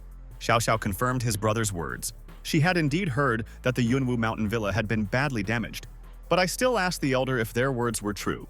Elder Zhang Lao confirmed the words, telling them about the explosion that gave them the opportunity to escape. She was intrigued by the identity of this master who was able to defeat them all, and wondered if he was a man or a woman. The elder reported that he was a male. She was getting more interested by the second. She gave orders to Li Da and Li Xiaoxiao to have all the information about this man with her within 3 days. If she's so intrigued by him, she might fall in love. The guys immediately rushed to search. Xiao Xiao asked his brother to be a little slower, but he wanted to do everything in time so that he wouldn't lose his life. But he knew that Ling Fei was too strong for them. Li Da smiled slyly as he announced the plan. Meanwhile, at the Mu family's house, my father was sitting with Mu Feng, whose plan was ruined by Lin Fei. The head didn't understand how he could stop him, but he was very strong. But Feng had already dealt with everything by arranging with the people to eliminate him. My father hoped that his plan would work. He reminded me that tomorrow was his grandmother's birthday, and if you tried hard enough, you could take the title of head of the family in one fell swoop. Meanwhile, at Qing Cheng's house, Lin Fei cultivated again. The remaining part of the treasure did not allow him to break through, but gave him a small improvement. A new message suddenly came to my phone. Lin Fei didn't expect it and opened the chat. It was Luo Ying reporting the reliable information of the Poison Academy's attack on him during these days. He didn't expect the guy to come in handy after all. Lin Fei typed out a reply. He just thanked him for the information, going to deal with it. The next day, an event was held in Mu's house to celebrate his grandmother's birthday. Lin Fei and Qing Cheng appeared at the banquet. The girl was wondering what kind of gift he had prepared. Suddenly, someone appeared in front of them. It was Mu Feng who wanted to argue again, but Qing Cheng asked him not to make a scene at the birthday party. He was unhappy that Ling Fei had shamed him back then, and now he was trying to leave. Lin Fei stood in front of him with a powerful figure, threatening him. Qing Cheng looked at him, begging him not to make trouble on his grandmother's birthday. He patted her head as he listened to the request. He pointed a finger at Mu Feng. He gave him the middle finger, planning to break his arms if he did anything wrong. The door to the hall suddenly opened with a kick. The whole corridor was filled with people in suits. Lao Pan passed between them. He fiercely reported that the Mu family would be annihilated today. Lin Fei picked up the cigarette again and lit it. He was ready to fight. All the people around silently watched in shock. The head of the family met the Black Dragon Master, politely asking him not to spoil his mother's holiday. Lao Pan smiled broadly, not caring about the feelings of their guests. His hand came up and he lunged at his father, attacking. Muguli blocked the kick, but it still couldn't withstand such power and flew away. A hand caught him behind the back. It was Su Lao, one of the Mu family's men. He asked for his health. Guli understood that the master was at the peak of the 6th level and he wouldn't be able to beat him. His silhouette was covered in darkness against the light until the ghoul could realize that it was one of the Black Dragon men. He knelt down, offering his apologies from the entire Mu family. But Lao Pan knew that if he demanded compensation, their family wouldn't have enough money. Suddenly, Guli remembered the reishi blood that Lin Fei had brought. Mrs. Sai, Muguli's mother, emerged from the crowd calling such a visit a sin. At the beginning of her life, she managed to communicate with their teacher, so she asked for at least a drop of respect. But Lao Pan didn't want to hear about it because they wouldn't be able to make up for his loss and restore his reputation. She didn't understand who dared to offend the Black Dragons. Lao Pan immediately pointed his finger at Lin Fei. Qing Cheng was surprised. Lin Fei pretended that nothing had happened. Muguli was incredibly angry with him for provoking the Black Dragon Society. Ling Fei thought it was just a small misunderstanding. Lao Pan clenched his teeth in anger. His father told him not to delay and to ask for forgiveness. He bowed to Lao Pan, assuring him that he would make him apologize. Lao Pan clenched his fist, reminding him that 70% of his subordinates were already dead, and most of the treasures were stolen. The people around them were shocked by what they heard, immediately starting to discuss. Grandma understood that if this was true, then Ling Fei's level had reached the innate level. He was so young, but he was already a cultivator, and perhaps he could help the Mu family grow. Lao Pan's hand flashed blue. First, he wanted to get rid of Ling Fei, and then the entire Mu family. His strength caused the floor to crack beneath him as he screamed in rage. It flew like a huge whirlwind at the standing Ling Fei, wanting to tear him to shreds. Ling Fei stood silently, not moving. Lao Pan used Dragon Palm, charging at him with a huge ice dragon on his back. He just smiled, a cigarette between his teeth, enjoying the coincidence. His fist flashed as he used Tiger Fist. A huge fire spirit tiger came out of it and attacked back. Both animals met in battle. Muguli kept trying to step in and dissuade Lao Pan from fighting, but he was silenced by the slap of Mrs. Sai's wand on the floor, which silenced him. He didn't understand why she was reacting like this. My grandmother knew there was no point in asking them to apologize. The Black Dragons will still destroy the Mu family. He continued to defend himself, trying to throw all the blame onto Ling Fei. But my grandmother understood the power that lurked in him. The spirit forms fought in the air, attacking each other. One could only hope that Lin Fei would win. Suddenly, they were disconnected. Lao Pan jumped into the air. The two of them met in midair. They hit each other with their fists. Punch after punch rained down as they hit each other with incredible speed. They flew away from each other. The enemies praised each other's abilities, but still continued the battle. The two waves once again rushed at each other. Suddenly, Lao Pan signaled Li Hu to act. Lin Fei realized that this was a trap. Li Hu, the deputy head of the Black Dragons, joined the battle. Qing Cheng screamed in fear. Li Hu was running towards her with a katana in his hands, intending to kill her. Lin Fei continued to fight with Lao Pan. He pushed away from it. With the speed of a rocket, he flew to protect his wife. He used the ability Perfect Momentum. His body became red armor and helmet. Like a meteor, it flew towards Li Hu, who was about to harm his wife. He was already beginning to swing, wishing that she would die so beautiful. Qing Cheng didn't know what to do and was just shaking with fear. But then Lin Fei appeared and grabbed the blade with his hand. He asked her not to be afraid, and tears came to her eyes when she saw her protector. Li Hu tried to pull the katana out of his hands, but he didn't have the strength. All of a sudden, Qing Cheng felt pain, and Ling Fei became sympathetic. A scratch could be seen on her arm through the sleeves, making Lin Fei even more nervous. He became enraged, not understanding how he had the right to harm his wife. Its blade cracked and exploded in his hand. He, covered in flames, rushed at Li Hu to take revenge. Li Hu considered his abilities impossible. Like a bolt of lightning, it flew by for a couple of seconds and closed in on him. Li Hu shook in fear, begging to be released. But Lin Fei wasn't going to forgive anyone, grabbing the guy by the throat. He lifted his feet off the floor, ordering him to die. Lin Fei tightened his grip on his throat. Lao Pan watched, sweating profusely. Mrs. C marveled at his incredible strength. He dropped the body to the floor. Now it was the others' turn. The subjects of the Black Dragon were going to run away, thinking that he was a demon. But then Lao Pan appeared with a dragon on his back, who did not give them permission to leave. Everyone fell silent, not knowing what to do next. Ling Fei would advise them to get out of here before it was too late. A whirlwind of fire erupted around him as he activated the Emperor Gasification Sword. Lao Pan's outer clothing was torn as he prepared to deal with him. With incredible speed, Ling Fei flew towards the enemy using heaven-shattering strike. Lao Pan covered himself with his hands, trying to defend himself. The collision caused a huge explosion, leaving a pile of smoke. Lin Fei stood up, looking ahead. Out of the smoke, an ice dragon flew towards him. Lin Fei managed to swing it. But after attacking, the ice dragon dispersed like a mist. There was no trace of it left, which left Ling Fei confused. But a huge dragon bigger than the past appeared above his head. He didn't understand how it happened. Lao Pan thought it was too slow and activated Black Dragon Fall. The dragon flew to the ground to kill Ling Fei. He held out his hands, stopping the blow. It landed, leaving a trail of smoke. Lao Pan chuckled, thinking that he was already dead. He landed back on the ground to deal with the Mu family. He glared furiously at the family members huddled in the corner. Qingjing would shake and cry when she thought that her husband was gone. A crackling sound came from the ground. Lao Pan turned around with a terrible shock, not understanding how this was possible. The ground was cracking more and more, and suddenly a hand came out of it. It was Lin Fei crawling out of the ground. He shook himself off. Angry that Lao Pan had ruined his suit, everyone was shocked that he was still alive.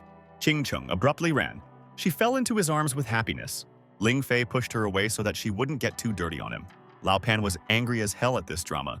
He tried to attack him again. Ling Fei watched his attack. This no longer surprised him. In one fell swoop, he pushed her away.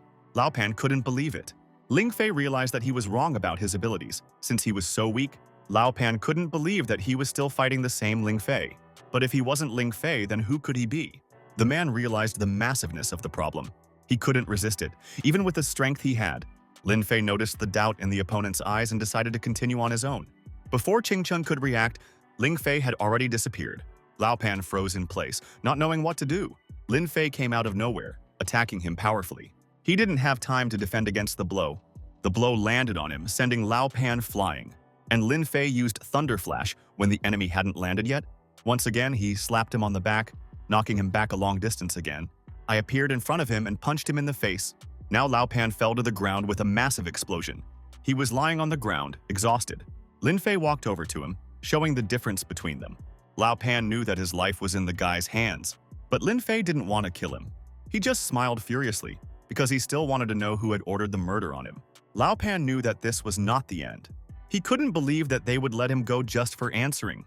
But Lin Fei had already promised it in front of people. He was shaking, not knowing what to choose. Lao Pan agreed to tell him and asked him to bend down. He whispered a name in his ear, causing Ling Fei to be shocked. Ling Fei still couldn't believe his words, but Lao Pan wouldn't lie to Death's face. He realized that the man was right. Lin Fei thanked the man for the information. But I decided to take his life anyway. Lao Pan tried to fight, threatening him. But Ling Fei knew that this was all just empty talk.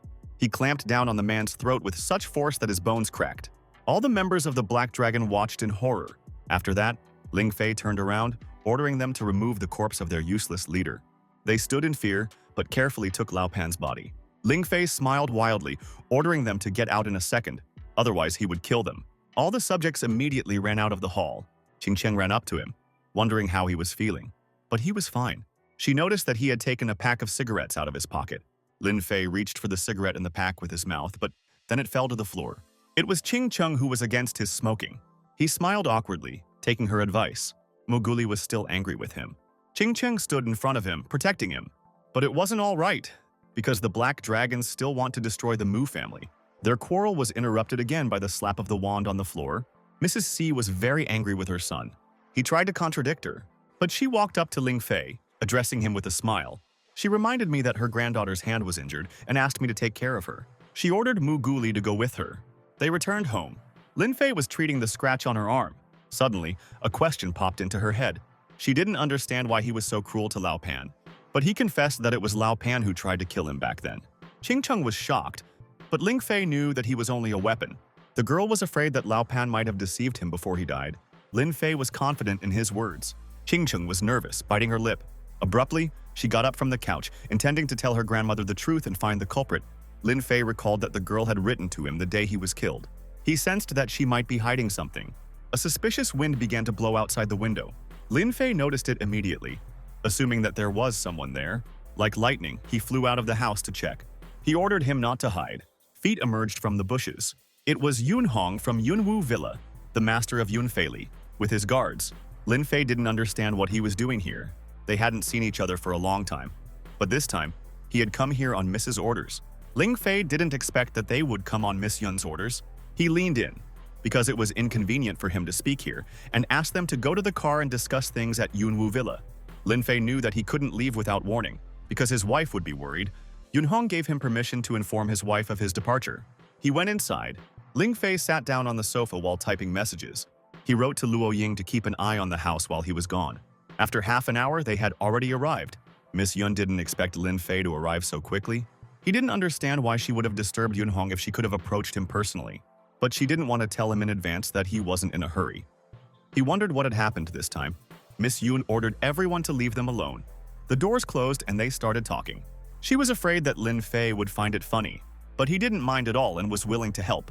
She bit her lips. Miss Yun suddenly asked him to pretend to be her boyfriend and keep her company at tomorrow's event. Lin Fei was really surprised. She understood his reactions because he didn't see her in that role. The guy didn't mean it at all, but he was a little confused about the connection between her event and his role as her boyfriend. On this day, all three branches of the Yun family will gather to show off their achievements, and after that, they will decide who will be the future owner of the Yun family. He knew they needed him there to shake up her family. Miss Yun blushed at how well he understood her. This was only the second training camp this year, but she must not lose. Otherwise, she will be forced to marry for convenience, and then she will not have any freedom at all. She inadvertently reported that such a family event would be celebrated by other families, such as the Chu family, the Lei family, and the Li family. Suddenly, Ling Fei was confused by something. After all, the Lei family was the biggest underworld family in the city, and he decided that he would help her in this matter. She was incredibly happy. Out of joy, Miss Yun snuggled up to him. If he's willing to help her, then she's willing to pay. She wondered what he wanted when she was even willing to become a concubine. She asked him what he really wanted. Lin Fei smiled to let him know that he would think about it. He asked if Yunwu Villa would be able to cooperate with the Mu family after the event. She hadn't expected such a question. Ling Fei awkwardly revealed that he was responsible for the Mu family and the Black Dragons, and now he was worried that he wouldn't be able to protect them all. She understood that he wanted to rely on Yunwu Villa to suppress the Black Dragons. Miss Yun thought for a moment. She accepted his offer, but she had one condition. Lin Fei looked at her with interest. She wanted Lin Fei to become the elder of Yunwu Mountain Villa. This confused him a little. Miss Yun felt uncomfortable, apologizing for the inconvenience. He looked at her and thought about it. He had no choice, so he agreed, putting his hand on her shoulder. Her face lit up at his answer. She hugged him, knowing in advance that he would not refuse her. Suddenly, my phone vibrated in my pocket. He reached for it. He stiffened as he read the new message. I started typing the answer. It was Luo Ying who reported the two unknown people that were hanging around Qing Cheng's house. He informed Miss Yun that he had family matters to attend to. The girl protested, offering to send the butler with him, but he considered it a small matter, not forcing them to overwork. He promised to return to Yunwu Villa tomorrow, and she asked him to be careful. After he left, she turned to the butler. She ordered him to follow Ling Fei out of sight. In an instant, the man was gone. She wanted the position of head of the Yun family. Lin Fei went home. Luo Ying was sitting behind the wall, watching the strangers. Suddenly, someone put a hand on his shoulder. He took out a dagger from his inner pocket and swung it. But when he turned around, there was no one there, because Lin Fei was already standing behind him. He knocked Luo Ying to the ground. Ling Fei didn't understand what he was doing, but Luo Ying just confused him with a stranger. As he stood up, Ling Fei asked him for details. He reported two people who had already disappeared from his field of vision, but there was nothing he could do but watch. And it seemed to him that Lin Fei knew these people. He hadn't expected this. Luo Ying wanted to continue reporting, but he was stopped. Lin Fei listened as he noticed something. He sensed that the two of them hadn't gone anywhere yet. Lin Fei was gone in an instant. He appeared in front of the bushes. Lin Fei ordered the unknown people to come out of hiding. Two people actually came out of the bushes in front of him, and he recognized them immediately. Luo Ying didn't know who the two were, but Lin Fei only called them suicides. It was Ling Quan. Ling Fei didn't understand why he had come again, as if he wanted to break his shoulder again. Both boys tensed. But Ling Fei misunderstood their visit after all. They just wanted to pass on the leader's words and invite him to the Black Dragon Society in 10 days to clear up the misunderstanding. Lin Fei didn't understand the catch, but Ling Quan started to stammer and couldn't say a word. He couldn't explain everything to him on the spot, so he decided to pass it on to the leader and come back later. But Ling Fei hadn't refused yet. Ling Quan didn't understand what he was getting at. The guy said that he would come to them in 10 days. Ling Quan was overjoyed, and the other guy handed him the address of the Black Dragon banquet. He took the paper from his hands, asking him to calm down. They prepared to leave after finishing their business. Luo Ying and Lin Fei watched their backs. Luo Ying didn't understand why he had agreed to attend the Black Dragon banquet. He was only curious as to who their leader was. He suggested that there was a secret motive behind it, possibly revenge. Luo Ying didn't expect him to just come to them like this, and he reported that these guys weren't the same people from Yunwu Villa. Luo Ying guessed that it was those two brothers, Li Da and Li Xiaoxiao. Lin Fei understood now. He told Luo Ying to stay here because Ling Fei had an event tomorrow, but he promised to call someone to help him. The next day, he went to Yunwu Villa. He was walking in a suit with Miss Yun on hand. Miss Yun once again thanked him for accompanying her. Lei Sheng, who hadn't seen Miss Yun for a long time, appeared in front of them and complimented her on her appearance. She greeted him with a smile. Suddenly, he frowned when he saw Ling Fei. He wondered who he was. She didn't hesitate to announce her fiancé. Lei Sheng thought for a moment, as if they had met somewhere before. Lin Fei didn't expect the young master to forget him so quickly. He reminded him of their run-in at the Chu family's hotel. Suddenly, Lei Sheng remembered him and shouted. Lin Fei himself didn't expect that they would meet so quickly. At these words, the young master just chuckled. He was looking for Ling Fei, not expecting him to show up on his own. Lei Sheng let him go last time, but he doesn't want to let him go now. Miss Yun stood up for him, asking him to keep Mr. Lei. But she was ordered to move away because he would still be killed, despite his status as a fiancé. An unknown voice interrupted his screams protecting Ling Fei. Lei Sheng was shocked. It was Elder Chu Lao. Lei Sheng didn't expect Lin Fei to be his man, but that wasn't the case, and Lei Sheng was ready to attack again. He ordered his guys to attack, but Chu Lao interrupted him again. Lei Sheng couldn't understand what the elder was doing. Chu Lao admitted that they have a pretty good relationship and are friends, and the old man suggested that Lei Sheng do a favor and think carefully. Lei Sheng didn't know what to do now, but he smiled and decided to accept it. Chu Lao thanked the guy for his understanding. Miss Yun invited Chu Lao to join them. Lei Sheng realized that the old man was his trump card, and when he left, he could deal with him. They went into the hall. Chu Lao praised her for her good choice. Miss Yun just giggled, embarrassed by the words. Miss Yun's second brother, Ting Xia, who hadn't seen her for several days, appeared on the horizon. Suddenly, he noticed Ling Fei, not knowing what he was doing. She decided to introduce her boyfriend to her brother. Ting Xia didn't expect this.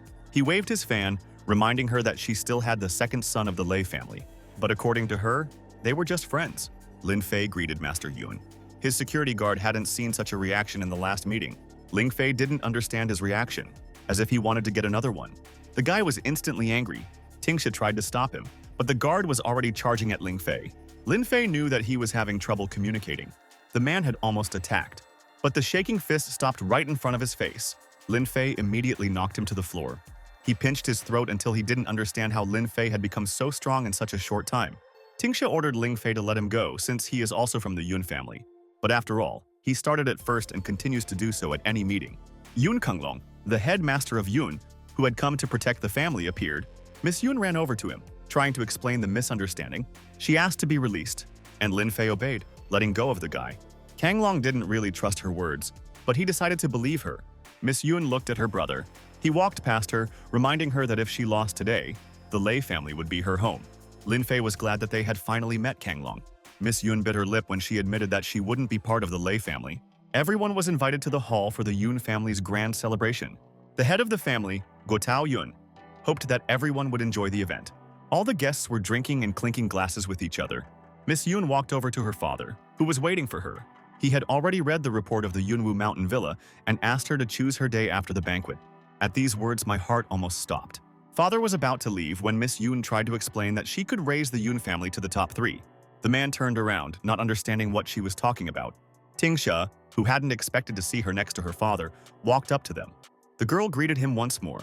Ting Xia informed his father that the Lei family was waiting for him.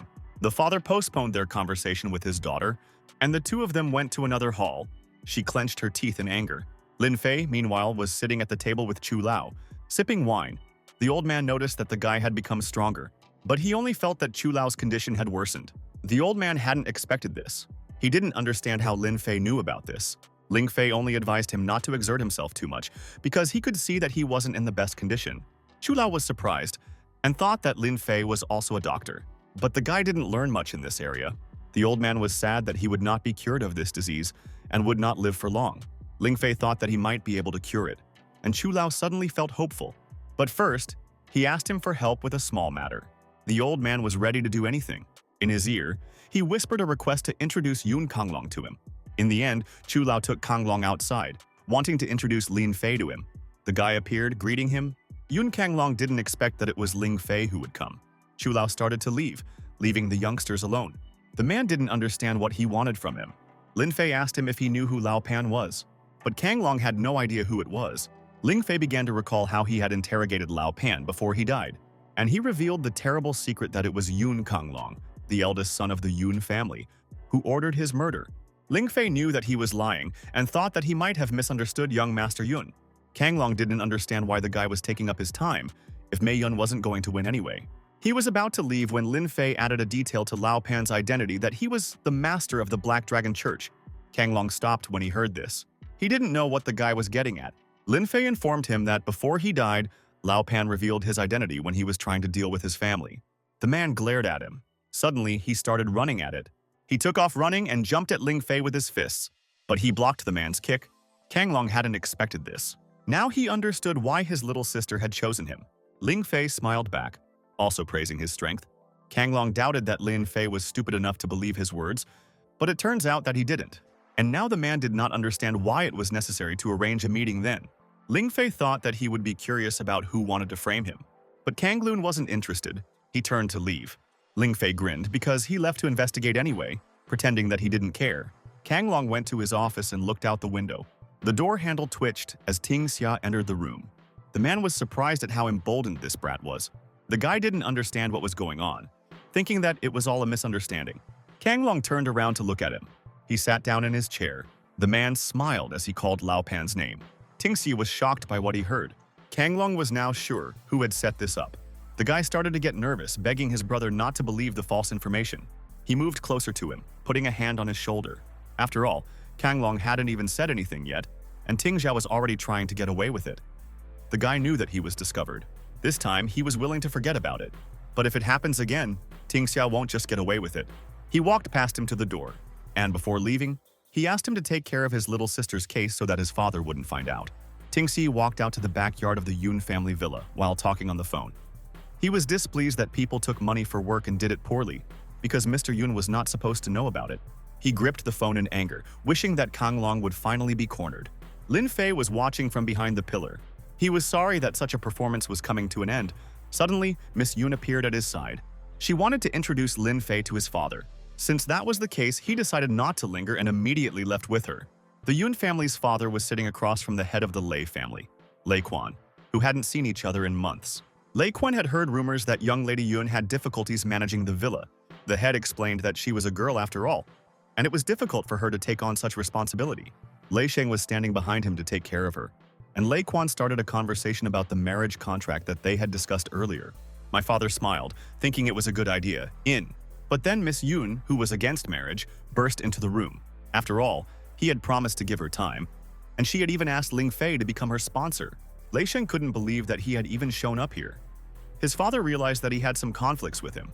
He pointed at him with shaking hands, telling him that he was the one who had insulted him at the hotel. Father smiled, not expecting to meet his enemies in the Yun family's territory. Mr. Yun was trying to make amends to settle the matter right here. Miss Yun covered Ling Fei with her body as her father tried to get rid of him. He didn't understand who he was to her. She confessed that Lin Fei was an elder in her villa. The man immediately went into shock. After all, he hadn't seen the information about it in her report. The girl fell silent, wanting to explain everything to him, and he leaned down and whispered something in her ear. Lei Sheng came closer. He didn't expect to meet him so soon and promised that after the event he would die. Ling Fei grinned, doubting that he could believe in the promises of such trash. Lei Sheng didn't tolerate insults and immediately swung his fist. The fist was right in front of his face, but someone stopped his hand. It was Mr. Yun who ordered him to calm down. Lei Sheng didn't understand what his uncle was doing or why he was stopping him. Father suddenly remembered that they had some family matters to settle and asked them to leave the Yun family alone. Lei Quan decided not to interfere with his brother's business and advised his son to do the same. He gritted his teeth in anger because there was nothing he could do, and the two of them left. Mr. Yun sat down at a chair, preparing for a serious conversation. Miss Yun was confident that with Ling Fei's strength, their family could become the first in the north. Her father doubted him greatly, thinking that he wasn't even a match for her second brother. But with a confident cry, the girl tried to reassure him otherwise. He was surprised by his daughter's determination and suggested that Ling Fei show off his strength in the family ring in the evening. Lin Fei thanked him with a smile for the opportunity, and Miss Yun started to worry. He turned in his chair and gave them permission to leave. They left the room and closed the doors. The man monologued, wondering how much his daughter appreciated this Ling Fei, and even Chu Lao himself dared to offend the Lei family by inviting him to the banquet today. He was very curious to see how good he was. The girl immediately apologized to Lin Fei because she only wanted to introduce him to her father, and he dragged him into the ring. He was willing to participate as long as they were partners. But right now, he needed to step away for a bit. The girl giggled and gave him time. He started to walk away. Suddenly, Miss Yun felt sad that he only saw her as a partner. Kang Long clinked glasses with Lei Quan in honor of their future, bright collaboration. Suddenly, he was distracted by Ting Xia's shout from behind him. He needed to tell her something urgently, and Kanlun had to leave Uncle Lei for a few minutes. He walked away, not understanding what could have bothered his brother so much. Ting Xia broke the news that Lin Fei would be participating in the family banquet ring. These words greatly surprised the guy. He didn't expect his father to let him participate, so he must be supporting his sister. He needed to think. Chu Lao stood in the courtyard, looking into the distance. Lin Fei called him over from behind, and the old man thought that he had settled the matter. Lin Fei was actually able to solve everything with it. He reminded him that his treatment should not be delayed and that he should have a checkup in his spare time. But Chu Lao didn't want to cause him any trouble. Lin Fei didn't mind at all. Suddenly, he felt a presence. He protected the old man with his own body. Deflecting the flying dagger, he ordered the assailant out. It was a man in a raincoat, his face hidden, but Chu Lao recognized the stranger immediately. The old man didn't know what he was doing here, but he was only following orders. Chu Lao was afraid, realizing that they were trying to take his life. The cloaked stranger advised Ling Fei to stay out of their business. But Ling Fei wasn't going to leave, because he really liked to interfere, and the unknown was willing to make him pay for his arrogance. Lin Fei immediately charged at the enemy. The boys locked fists. From his punch, the cloaked figure was sent flying slightly. He was surprised that such a young guy had a high cultivation level. The unknown person decided to show his technique, and a sphere began to form in his hands. Chu Lao asked Lin Fei not to underestimate this person, but Lin Fei wasn't that simple either. In a moment, a trace of it disappeared, and like a ball of fire, it flew at the stranger. But the enemy continued to activate abilities. He used Heavenly Elephant Power, and a purple spirit form appeared in front of him. In response, Lin Fei used Thunder Tiger. The animals met in battle, tearing each other apart. Both boys jumped off the ground. Their fists met once again, the two forces opposing. They covered each other with punches and hit back at the same time. In an instant, both of them flew away from each other. Unknown, even after everything, couldn't determine its level. Ling Fei only wanted to repeat the battle, but Miss Yun and her guards were watching. The stranger promised that they would meet again, and disappeared in a blue swirl. The girl immediately turned to Lin Fei, worried about him. But he was perfectly fine. He asked Chu Lao if he knew the cloaked man. The old man did know him, much to his regret. And he wasn't even just an acquaintance. Miss Yun was trying to find out the identity of the attacker, because they were fighting in the Yun family's territory, and she needs to report this to her father. The old man had asked her not to worry, and that was up to him. Lin Fei tried to calm her down so that she wouldn't worry, but the girl didn't stop fearing for Ling Fei and asked him to be careful. Lin Fei hugged the girl, reminding her that he would still be competing in the family ring. I decided to go further with Chu Lao to discuss everything. The old man felt safe with him. The two of them went to the park. Since they were alone, the guy asked him to tell him everything, but Chu Lao didn't want to drag him into his business. Ling Fei reminded him that the old man had given him the jade that had helped him once, so now he couldn't leave the old man in the lurch. Chu Lao gave up and started talking. This guy's name was Gu Yu from the Zong family, and he was a member of the Hall of Shadows. Lin Fei didn't think that there was a clan superior to Chu Lao, but it wasn't clear why they wanted to kill him. It turned out that the reason for the mercenary attack was Lin Fei himself. He hadn't expected this response. Chu Lao reminded him of the Jade Spirit. Lin Fei didn't understand what was wrong, but it was one of the two most important treasures of the Chu clan that Ling Fei had in his hands. Now he knew what his fault was, but he awkwardly informed me that he couldn't get it back because he had absorbed it. Yu Lao was shocked. After all, the Jade's energy is terrifyingly large, and Fei couldn't absorb it in such a short time. The old man clearly understood that Lin Fei was worth his trust. He grabbed the boy's shoulders abruptly, which startled him. Chu Lao asked him to promise something, and then he would give him another treasure. But Lin Fei will definitely need to deal with it. Since the old man had given him the jade last time, Ling Fei was wondering what kind of treasure it would be this time. He immediately leaned in to listen more closely. Chu Lao laughed. Knowing that Lin Fei would be interested, he reached into his pocket, and in his hands was a thunder pearl. It contains the tremendous energy of a thunderclap, and with it, one can greatly improve one's cultivation. Lin Fei didn't expect the old man to have such a treasure. If he fulfills his request, then this item will be in his hands. The guy was ready for anything. He asked what was the matter. Hu Lao wanted Lin Fei to protect someone. Lin Fei didn't expect Chu Lao to trust him so much. The old man didn't doubt his strength at all. This was a very special person for him. His granddaughter had to be protected. The guy was shocked. But to avoid misunderstandings, he immediately clarified that she was only 10 years old. Lin Fei didn't know at all that Chu Lao had a 10-year-old granddaughter. She's the only thing he has because her mother died in childbirth. And his son was killed in an accident. And he was very afraid that the Zong clan might harm her. Lin Fei swore to him that his granddaughter would be completely safe. He clapped him on the shoulder, putting his granddaughter's fate in his hands. The guy asked him not to worry about anything as long as he was around her. The old man handed him a sealed envelope. Inside it was information about his granddaughter and a special Chu family pass token. Lin Fei immediately opened it. Inside was a photo of the girl and a mini biography. The granddaughter's name was Chu Yi, and she attended the Royal Primary School. He immediately remembered that this school was right next to his university.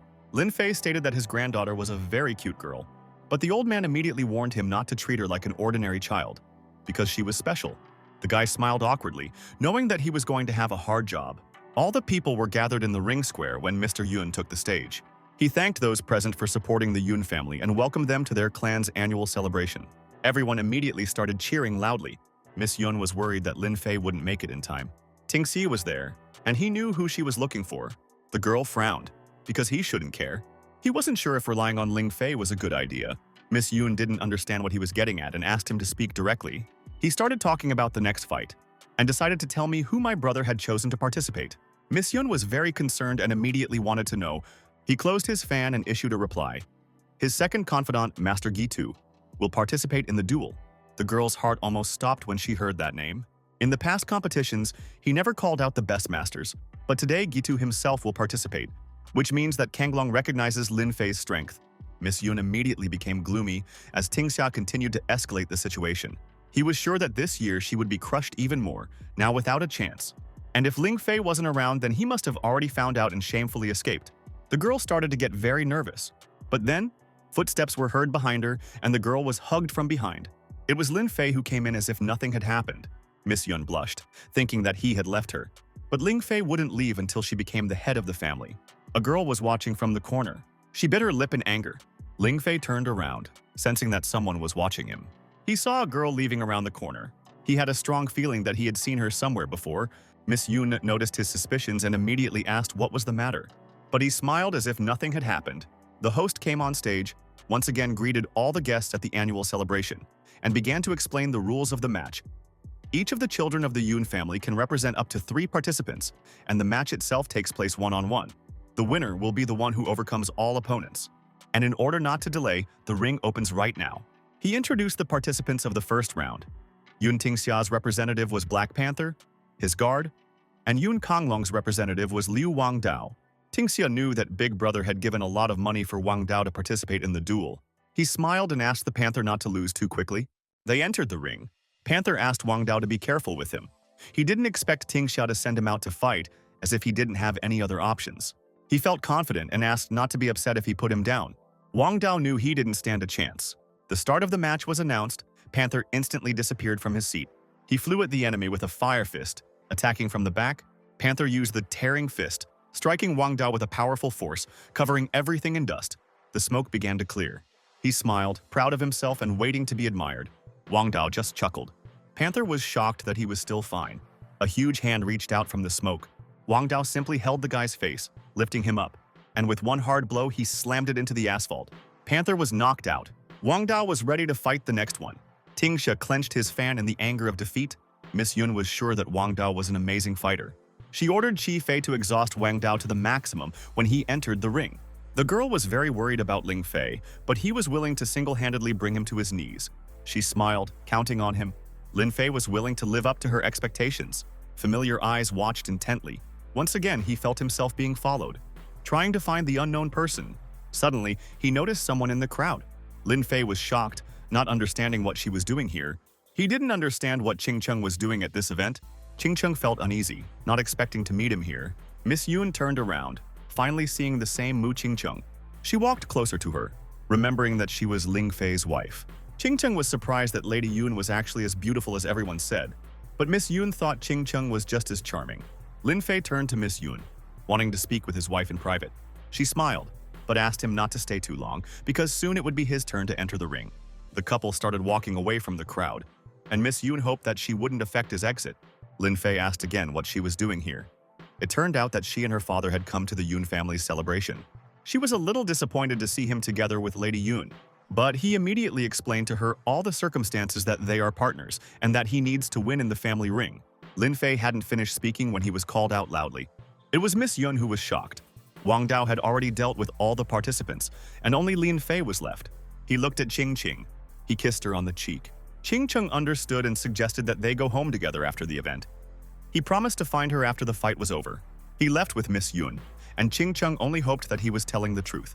The host loudly announced the breakneck speed of the competition, because only one representative was able to defeat 5 participants. Ching Chung went back to her father. He didn't understand where she had gone, but he asked her not to make trouble when they came here to discuss cooperation.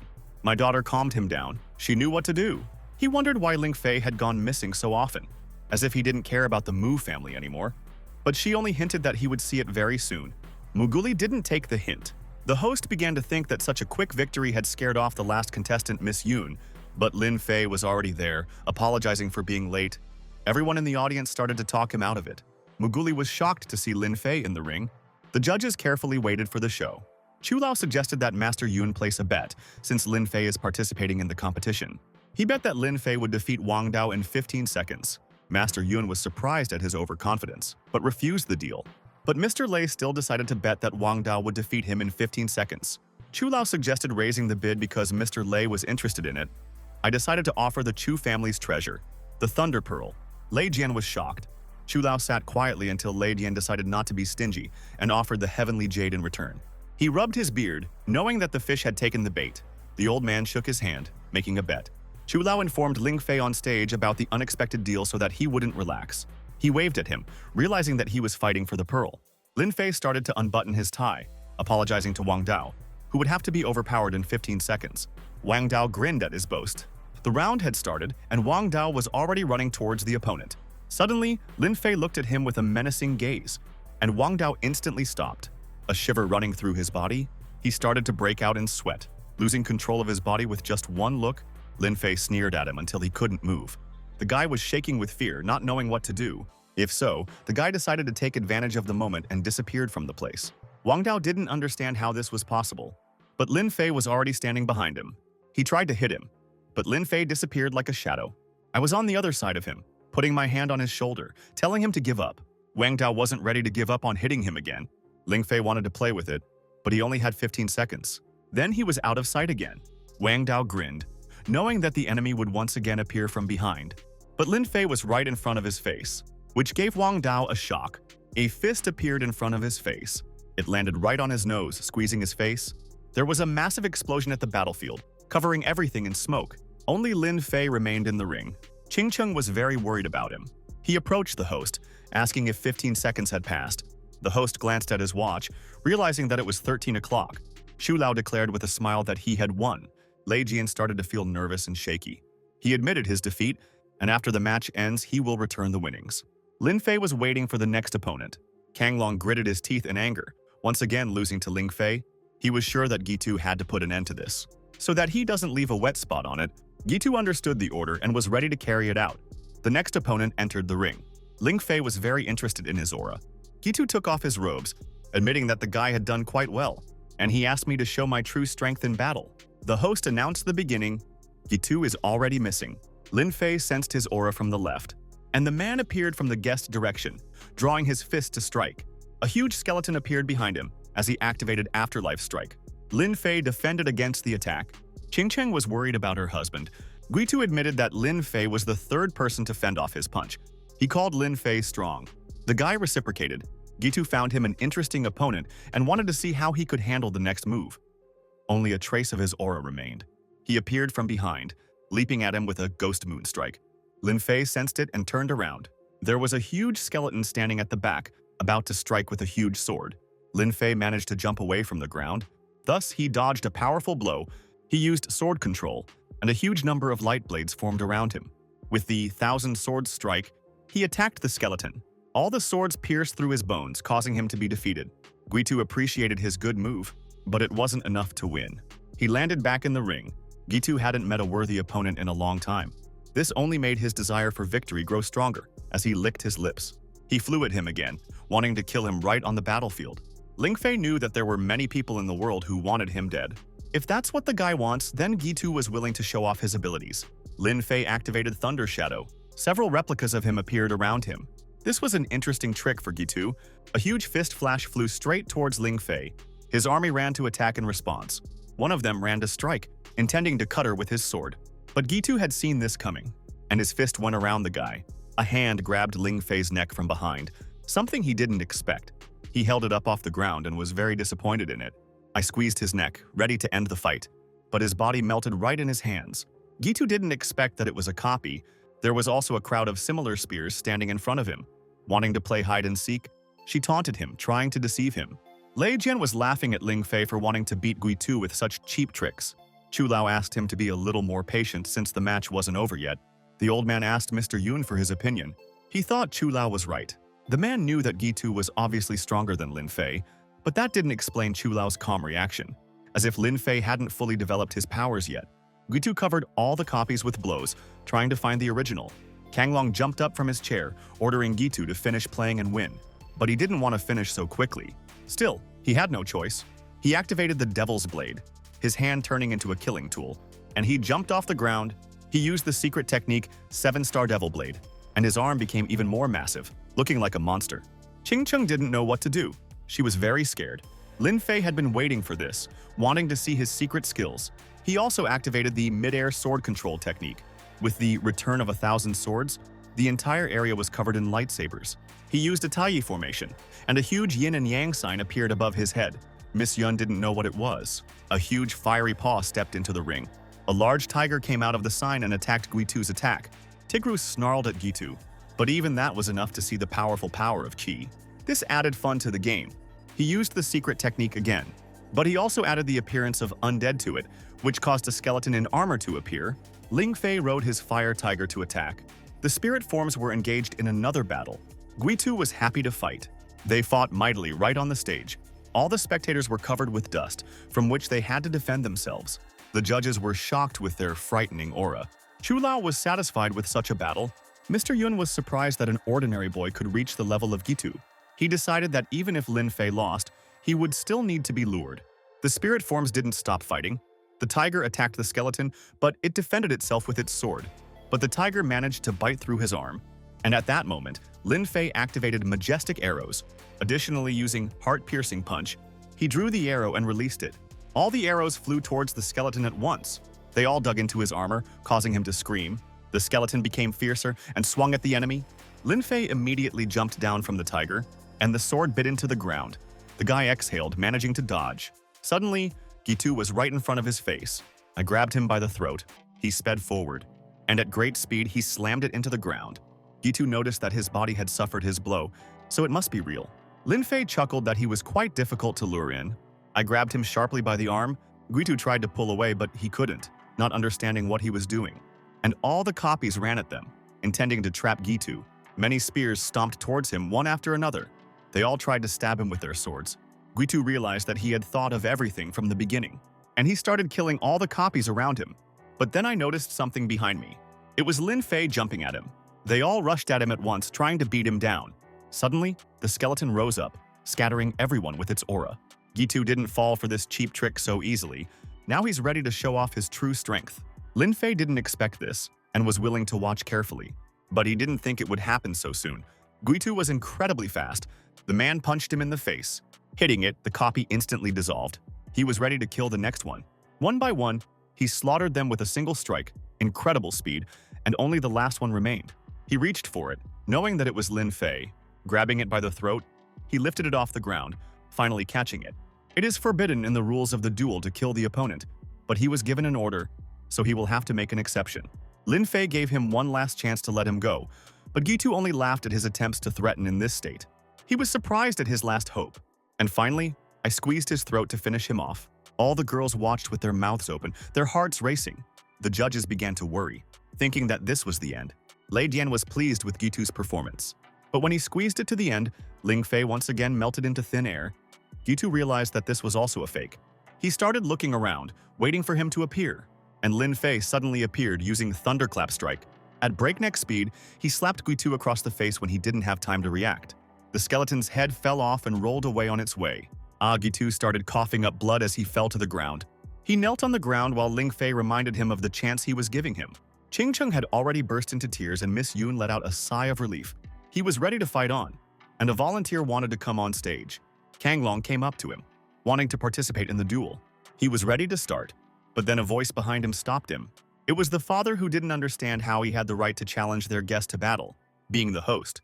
I walked past him, disappointed. Kang Long clenched his fist in anger.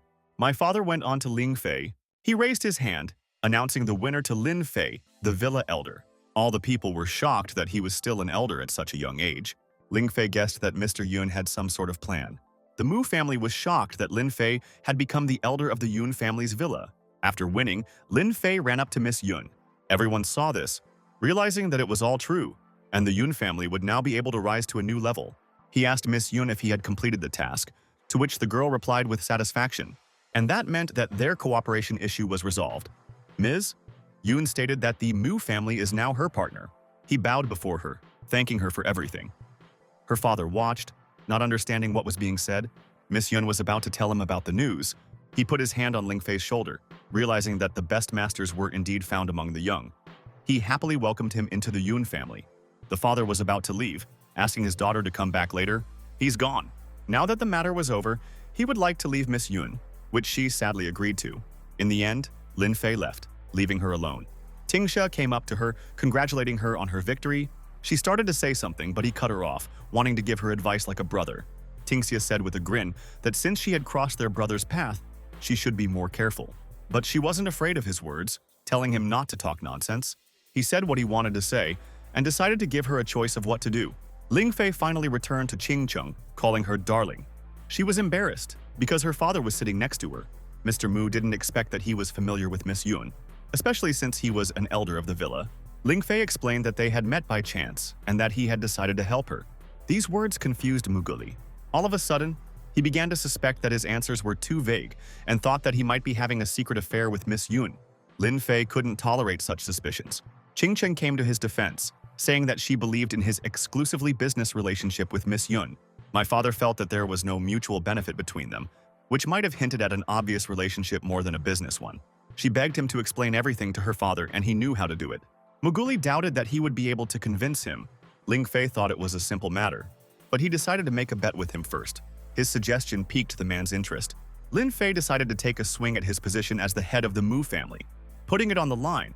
Everyone was shocked by the suggestion. But according to him, the bet will not harm him in any way, just the opposite. And if he can prove his love for Ching Cheng, then he will give the position of Mu clan head to her. And if he couldn't prove it, he would hand over the Chu clan pearl and the Lei clan jade. He knew that Muguli would agree to such a deal. The man was surprised that Ling Fei was willing to hand over 2 whole treasures, but he didn't know if Lin Fei was deceiving him. The guy offered to call Chu Lao as a witness to the argument, but Muguli refused. Ching Cheng didn't understand what the show was about if she believed it anyway. Ling Fei, hearing her words, was already ready to break the deal, but Muguli interrupted him loudly. Ching Cheng had asked him to finish this because Ling Fei wasn't exactly like that, but he believed that he was doing a good deed for his daughter, because suddenly he really would have an affair on the side. Ching Jing understood that this was just an excuse to get the treasures. The man agreed to the bet. Muguli understood that if he won, he would get rare treasures, and if he lost, the decision would benefit the Mu family, so he was in the black anyway. Ling Fei could see that he wasn't even trying to hide his malice, but it didn't matter. He asked the man to wait a bit, and went off in an unknown direction. Ching Ching didn't understand why her father was making things difficult for Ling Fei, even though it was clear that he wasn't having an affair. Even so, his father noticed that he was becoming more powerful, and it was unknown if he would suddenly change dramatically.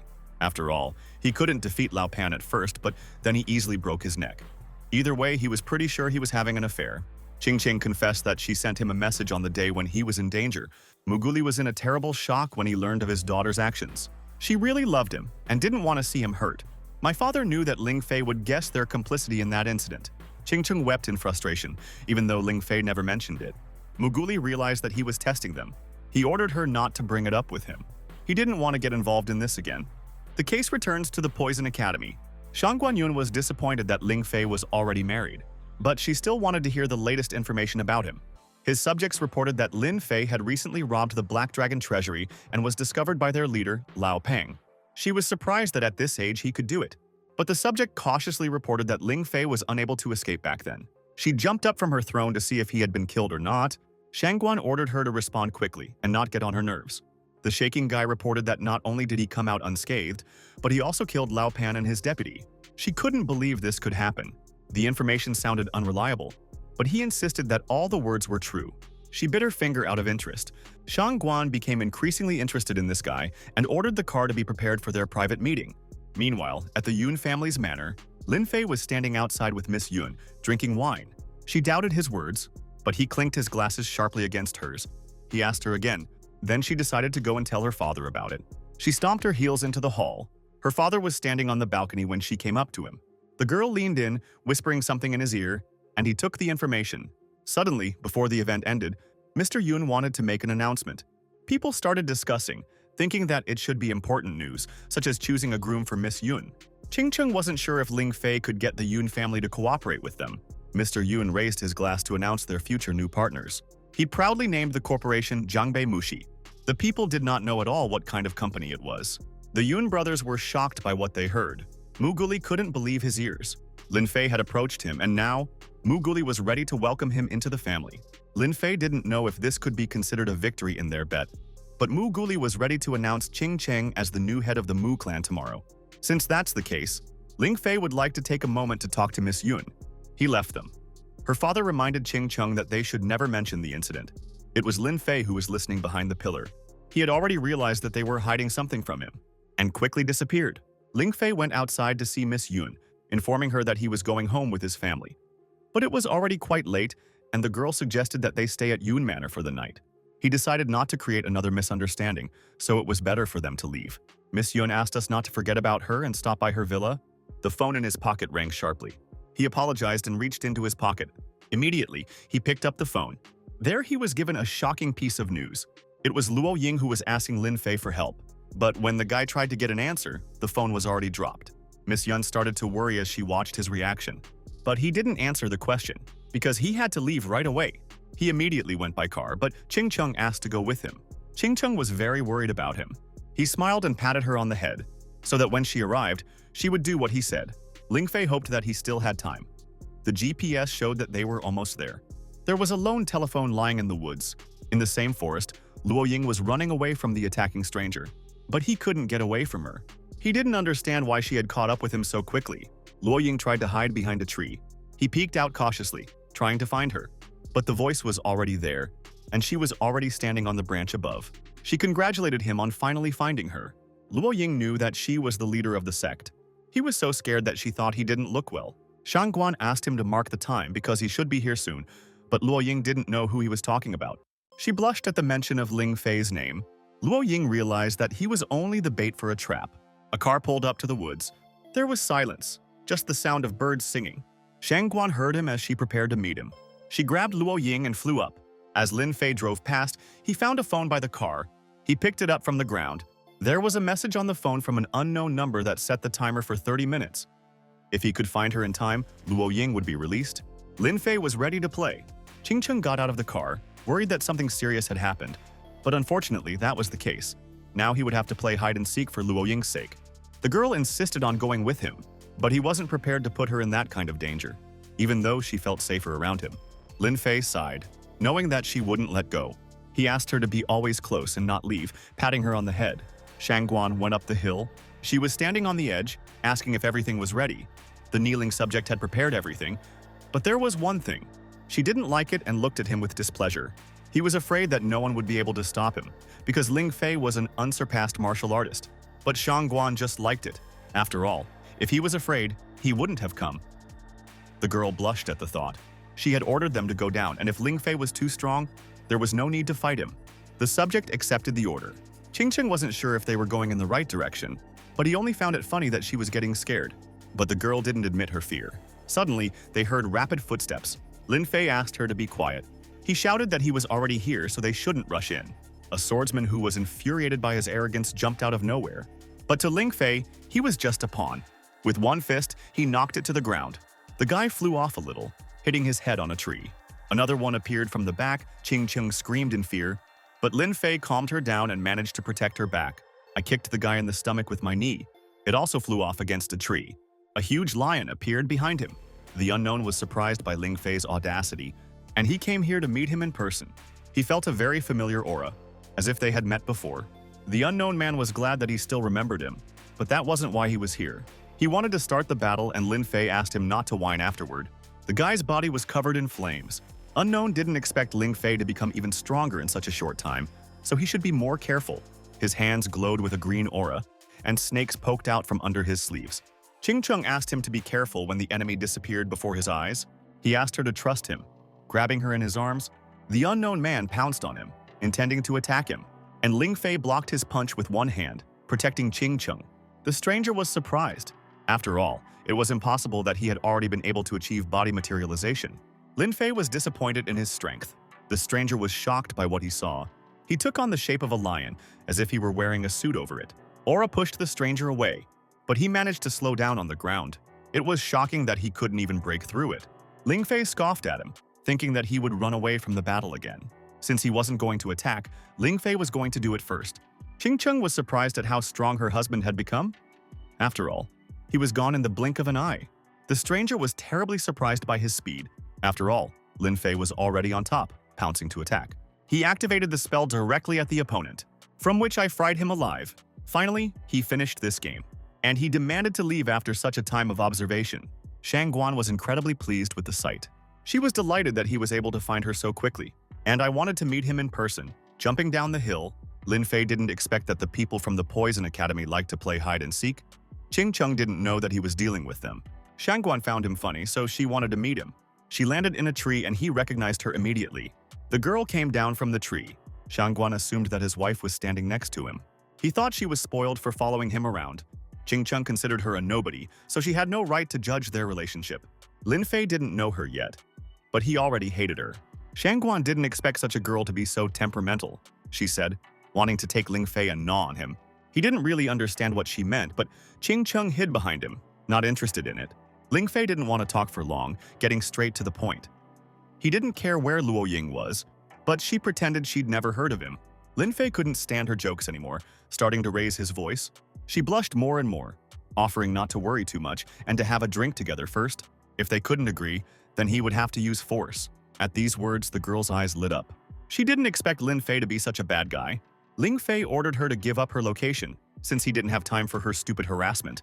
A subject nearby was displeased with his manner of speaking to his mistress, so he realized that this girl is the head. But her mind was occupied with Ling Fei. No one else dared to talk to her like that. He really was special. All of a sudden, guys who were willing to kill Lin Fei for being so disrespectful came out of nowhere. They tried to stop them, but they were driven by rage. A huge saber-toothed tiger came out at them and roared so hard that they almost fainted. He made one swipe with his claws, and the boys flew away like stars, far, far away. Shangguan drooled as she found out more and more about him, as he even knows how to materialize true qi. She turned to Qingcheng, wanting to discuss something with her. She asked if she wanted to give Ling Fei away. Qingcheng didn't tolerate such a question, not even wanting to listen. Lin Fei grinned at her defensive reaction. Since she didn't want to give it up, Shangguan was willing to fight for it. Qingcheng was also not inferior to her. Ling Fei could see that she was afraid, but she continued to protect him, and now he wonders if she had anything to do with it. Shanghan realized that she had no other options, and she asked me not to be offended for being too rude. The girl took off at breakneck speed. Like lightning, it was closing in on Qingcheng. The subject ordered the boys to protect the lady. Qingcheng started shaking in fear, not knowing what to do, but suddenly, a hand grabbed her shoulder. It was Lin Fei who supported her. Shangguan, with a snake arm, was rushing towards the girl, intending to bite her. She turned into a huge pink snake. Lin Fei didn't expect her to use such an evil move. and he stood in front of his wife, holding out his fist for protection. All the subjects maintained a protective barrier for their mistress, and suddenly they met, forming a huge explosion. The guys were hit by a blast wave. They flew into the sky again, which was already embarrassing. The guy knew that after such a collision with the mistress, they would not survive. But a sphere formed between them, like a ball of lightning. Shangmin realized that he was stronger than her, and she needed one to fill the role of commander. Now she needed him even more. Lin Fei immediately worried about Qing Cheng's condition. But the girl was completely fine. Shang Guan kept trying to get him to negotiate, but Ling Fei wouldn't listen. She blushed as she offered to be his mistress. After all, she has a lot of skills that can give him new sensations. She hesitantly asked him his answer to the sentence. Qing Cheng stood up for him, not understanding how she could even suggest such a thing. Shang Guan didn't see anything wrong with it. It would be all consensual. But Ling Fei didn't agree at all. But Shang Guan didn't hear the rejection. Qing Cheng turned sharply to look at her husband, not knowing why he was so slow to answer. But Lin Fei insisted that he wasn't thinking about anything at all. Shang Guan became sad at his words. He was fed up with this empty talk and demanded to know Luo Ying's location. The girl clarified that you should be more polite to the girl, especially if you want something from them. Qing Cheng didn't see her as a girl, only as a cheat. At these words, Shang Guan's eyes sharpened. Lin Fei demanded that Luo Ying be returned, and then he would forgive her antics. She pretended to be happy with her words, even though they didn't understand why she had grabbed Luo Ying. He immediately remembered Reishi's blood. Shang Guan waited for him to say a word, but he didn't say anything, as if he had a guilty conscience. He pretended not to understand her at all, but she reminded him of Reishi's blood to refresh his memory. Ling Fei slapped his head as if remembering a treasure. Shang Guan laughed at his memory, but Ling Fei still didn't understand the problem after all. He had won it at the auction. Qing Chen didn't know about this, but what scared her was that he was starting to change. Losing his old self? Shang Guan decided that they had nothing else to talk about. Ling Fei kept asking for Luo Ying's return, and then they could even become friends. The girl considered his words. But still, she didn't understand why the new acquaintance was so dear to him. Ling Fei didn't care how long they knew each other. Luo Ying was the same person and he deserved help. Shang Guan drew her final conclusions. She swooped down and threw a fireball in their direction. Qing Cheng covered herself with her hands as Ling Fei tried to protect them. A huge explosion occurred on the spot, and she demanded to come to the Poison Academy so that Luo Ying would stay alive.